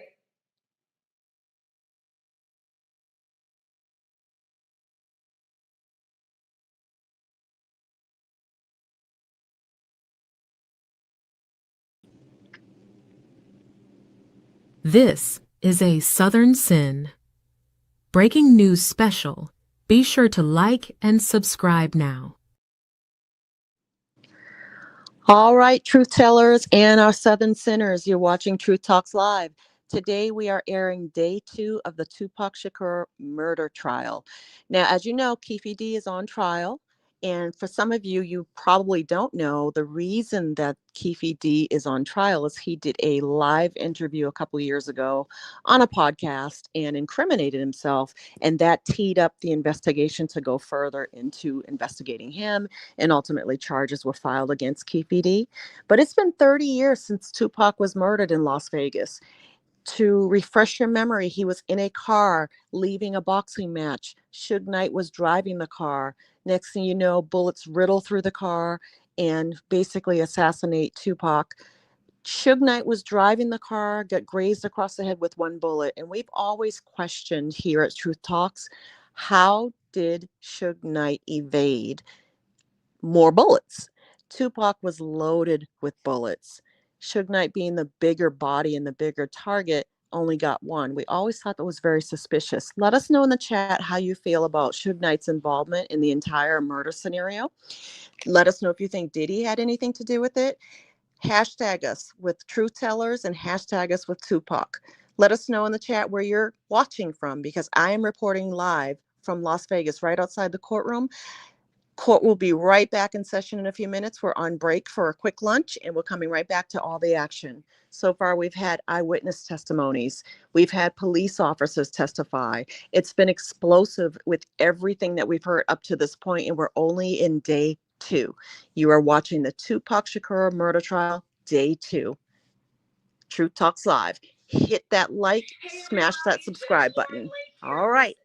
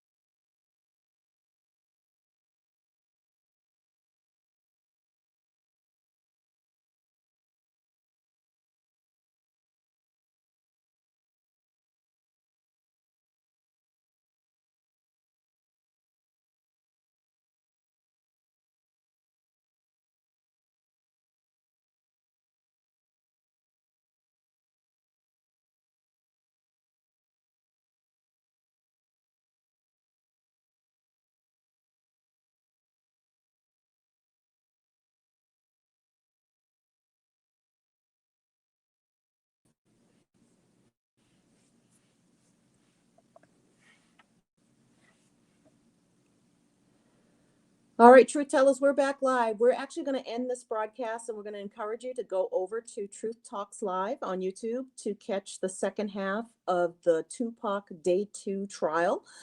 We are moving this broadcast over to Truth Talks Live. You can hang up here and just click right on over. We'll see you on the other side. Court will start back up in about 5 minutes. Thanks for watching. Like and subscribe at Truth Talks Live. We'll see you in a few minutes on the other side.